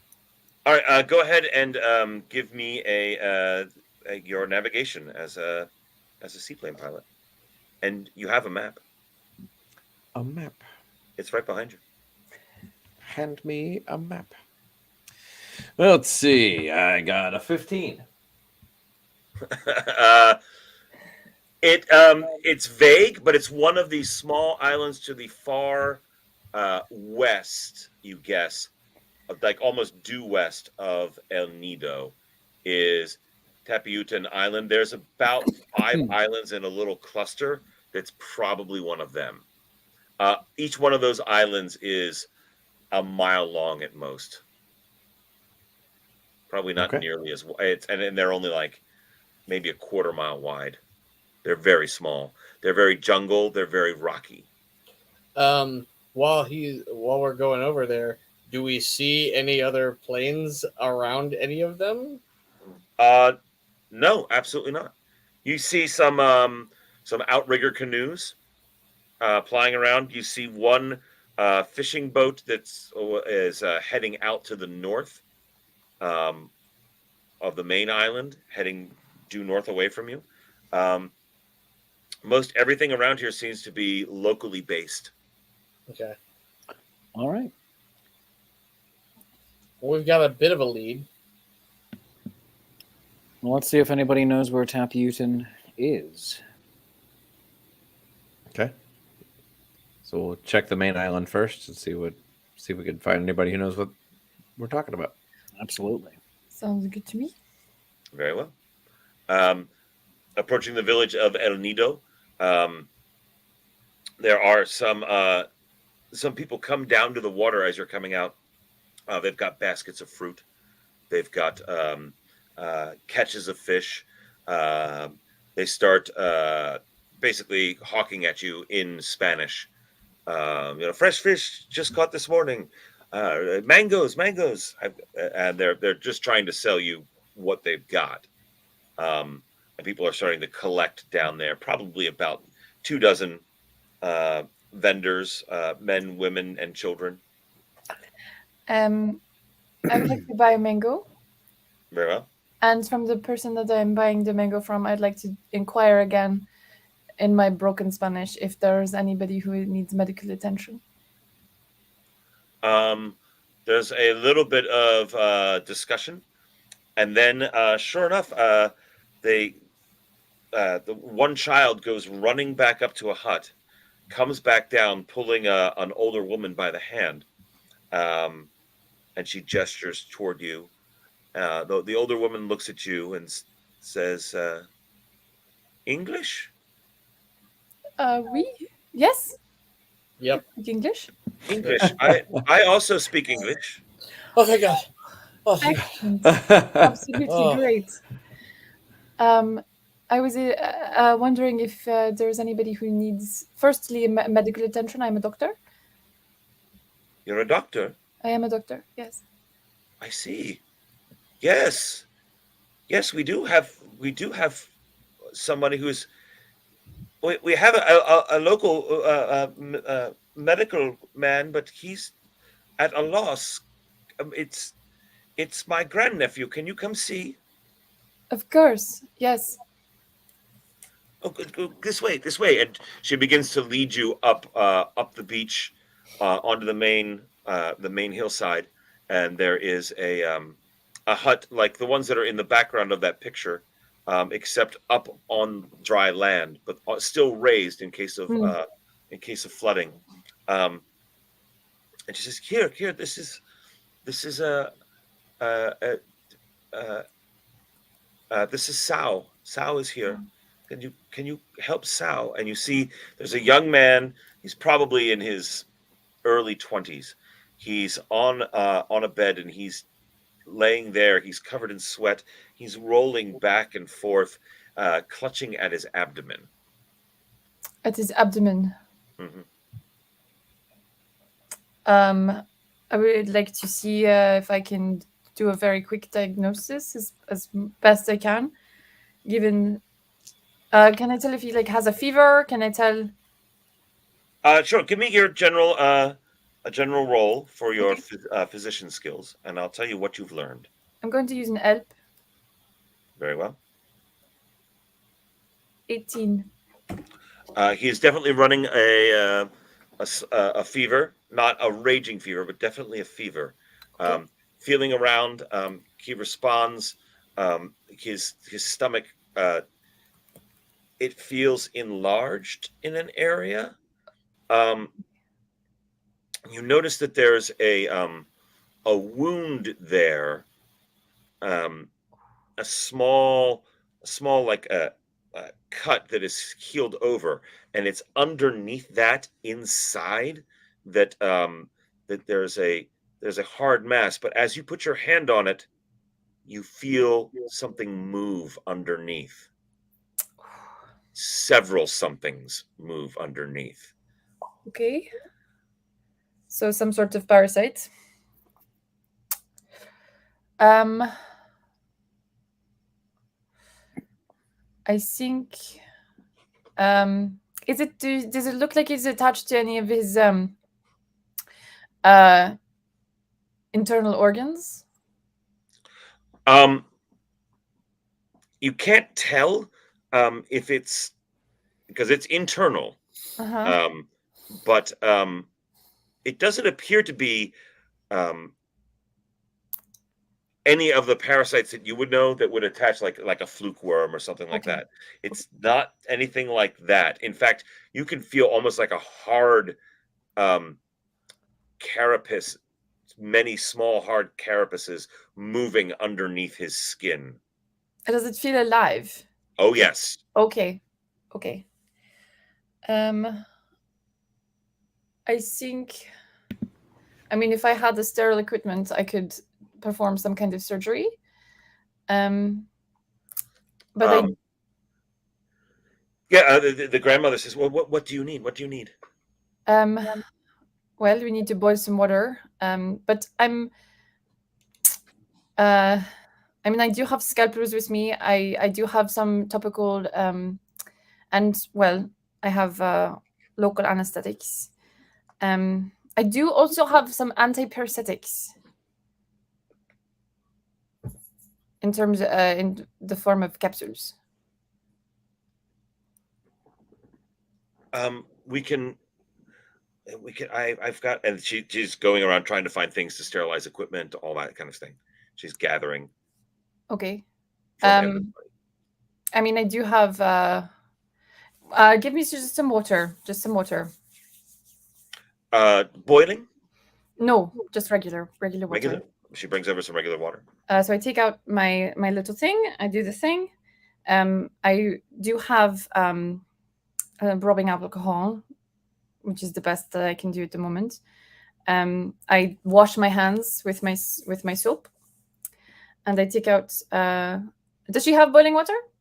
Yes. Oh, great! I put my instruments in the boiling water, and then I administer some local anesthetic, the ones that I have at the moment, and I make a very, very small, maybe 2 centimeters around the area that I can feel the little squigglies, and I just want to see what happens. So you're just going to cut it open? Just very, very small incision. You make a small incision, and immediately a beetle's head pops out. It's a small beetle, and then several more, and then dozens of them begin pouring out of this young man's abdomen. Okay. I would like to make a roll to see if this is not natural. Go ahead. I'm going to, yeah. We're going to go 13. 13. You know of that there are carnivorous beetles that will burrow into human flesh, but not in this prolific and concentrated area and number. The beetles are coming out now. There's scores of them at this point. What do you all want to do as the beetles now come out and begin to swarm back over the young man? Oh, we're in there with him? Well, I am assume you anyway. were. Yeah. I will grab the old lady and drag her out of the room. Very good. Lucas, what do you want to do?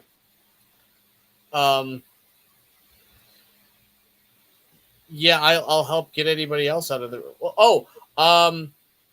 There's boiling water, right? Yes. I grab the pot and the handle, ready to just throw it on whatever. Like if they start scampering toward me. Very good. Montana, what do you do? Is there any, other than the old lady, is there anyone else in the room?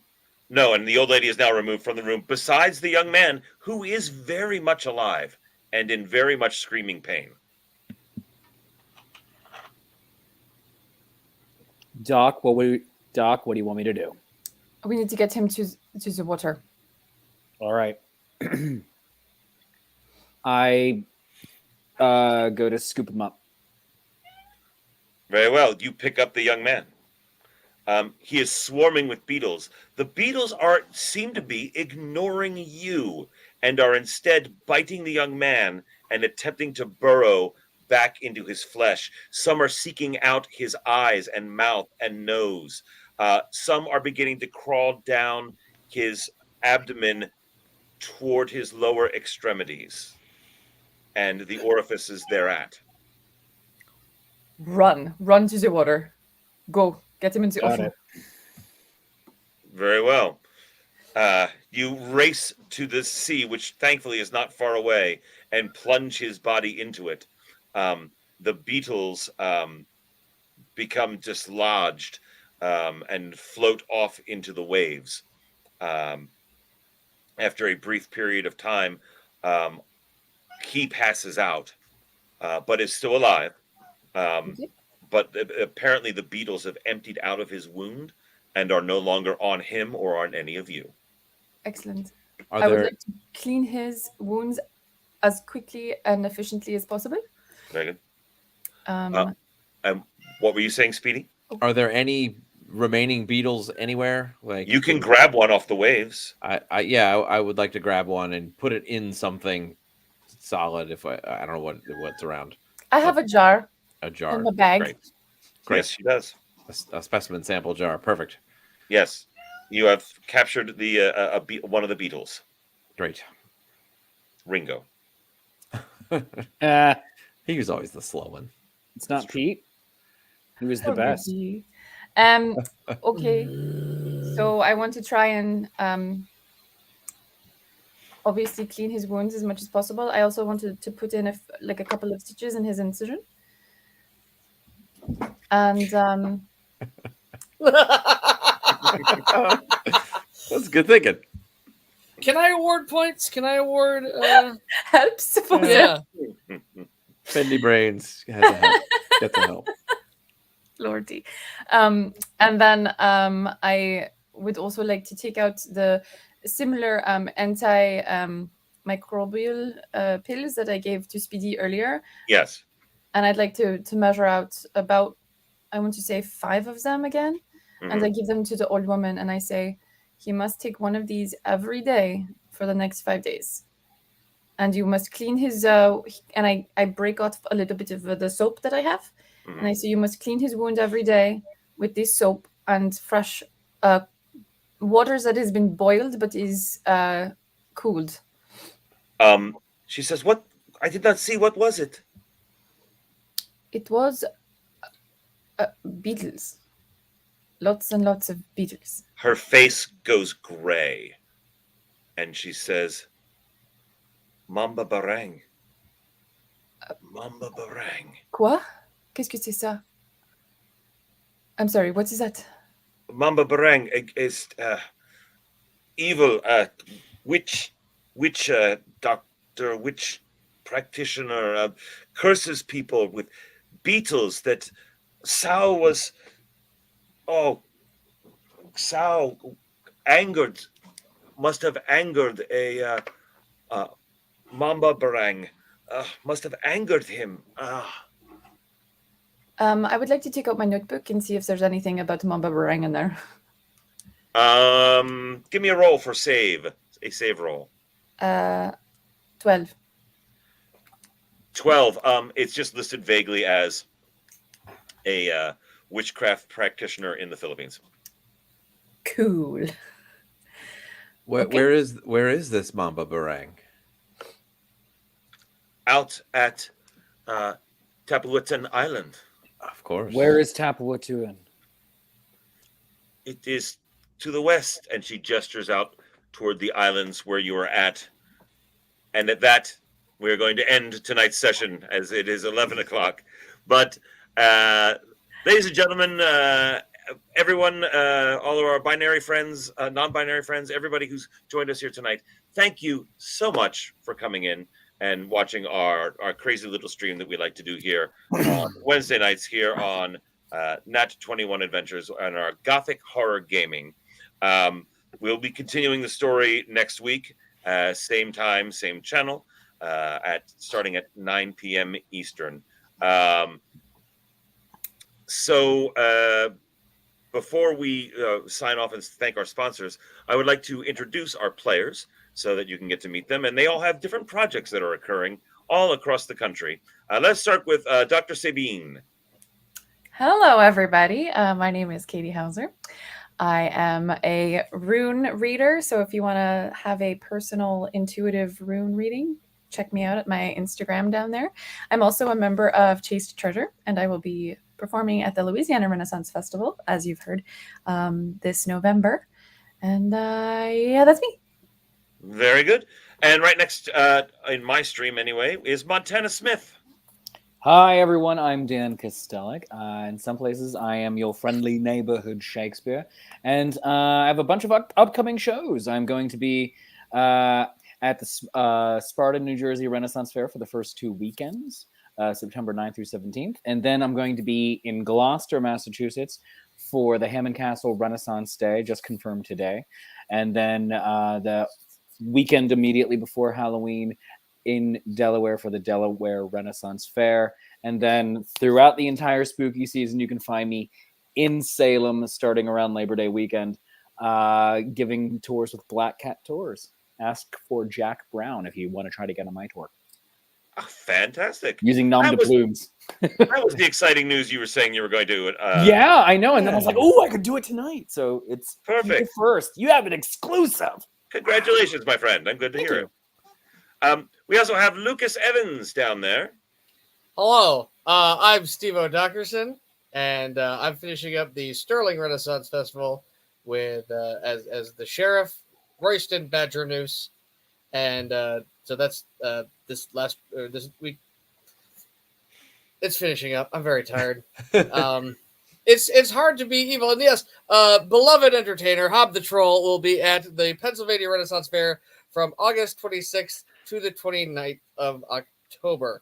I will not be there the first weekend, but come and hear beloved entertainer Hob the Troll sing all of his classic jams, like songs about when you mix a bunch of drinks at a soda machine, the Renaissance classic. And come and hear me cover Steely Dan. Why not? Why not? Why not? You owe it to yourself. HobTheTroll.com, HobTheTroll.bandcamp.com. There you go. Right down there below, underneath. And we also have Speedy Pete Boyd. Hi, I'm Ryan Gelotti, half of the Buckle and Swash comedy sword fighting show. We will also be at the Pennsylvania Renaissance Fair for the first 5 weekends of that show. It's a 13-week show this year. 11 weeks. We'll be there for the first just shy of half, including the first weekend. So because Hob won't be there that first weekend, but we will visit our Bandcamp, which is hobthetroll.bandcamp.com. That is correct. That is correct. Also, that's mine too. Yeah, you should go there. Yes, absolutely. Mine And too. I am the Gloom Master, Tom Zadoyko. I am that other half of Buckle and Swash. I will be there with that. I also, my Mud show is at the Pennsylvania Renaissance Fair for the full run, the Mud Skippers. You can check them out on Facebook, the Mud Skippers. I will not be in the mud, obviously, for those first 5 weeks, but for the last 6 weeks, I will be there. There are a couple of faces that you will recognize from Nat 21 Adventures, Gothic Horror Gaming in particular, who are doing the Mud show for me. Mitch Ernst, who was on one of our more recent streams as one of our players, he is in the Mud with me. And there's a point where Katie Bourbon has a guest appearance for 1 weekend only. Okay. And she has been in a couple of the Delta Green games that Handler Z has run. So you can check her out actually in her alter ego for the very first time in the Mud Pit over at the Pennsylvania Renaissance Fair. We'd also like to thank our fine sponsors. We have renadventures.com. They do all sorts of tours all over the world. They did one in England earlier. They've got one coming up in New Orleans, December 5th through the 9th. D&D and touring all the wonderful things during that entire week with a bunch of us as your dungeon masters, culminating in a trip to the Louisiana Renaissance Fair, which is just across the lake from New Orleans itself. And many of us will be performing there that weekend as well. So be sure to check that out. Also, thank you, 3dtu.org, and congratulations to Amy Reeder of 3dtu. They make all sorts of wonderful things, dice towers, dice trays, journals, all that sort of thing. Check them out, 3dtu.org. And, of course, ourselves, Handler Z, who's in the background, and myself. We have a Patreon. It is Quill and Quote. You actually have to type it in because it is considered adult-rated material for the horror and the science fiction and the dark romance that the stories are. Handler Z writes them. I narrate them. You can get our compilation of stories up thus far on Amazon as Kindle or as paperback, or listen to the Audible version that I narrate and the Handler Z does the poetry narration of. So check that out there as well, please. Thank you so much, everyone, for joining us here this evening.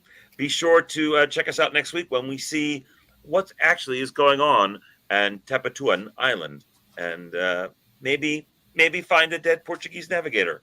Who knows? Maybe. You remember, that was the whole point of this. Thank you all for joining us. We hope to see you next week. Have a good night, everybody. Good night. Bye.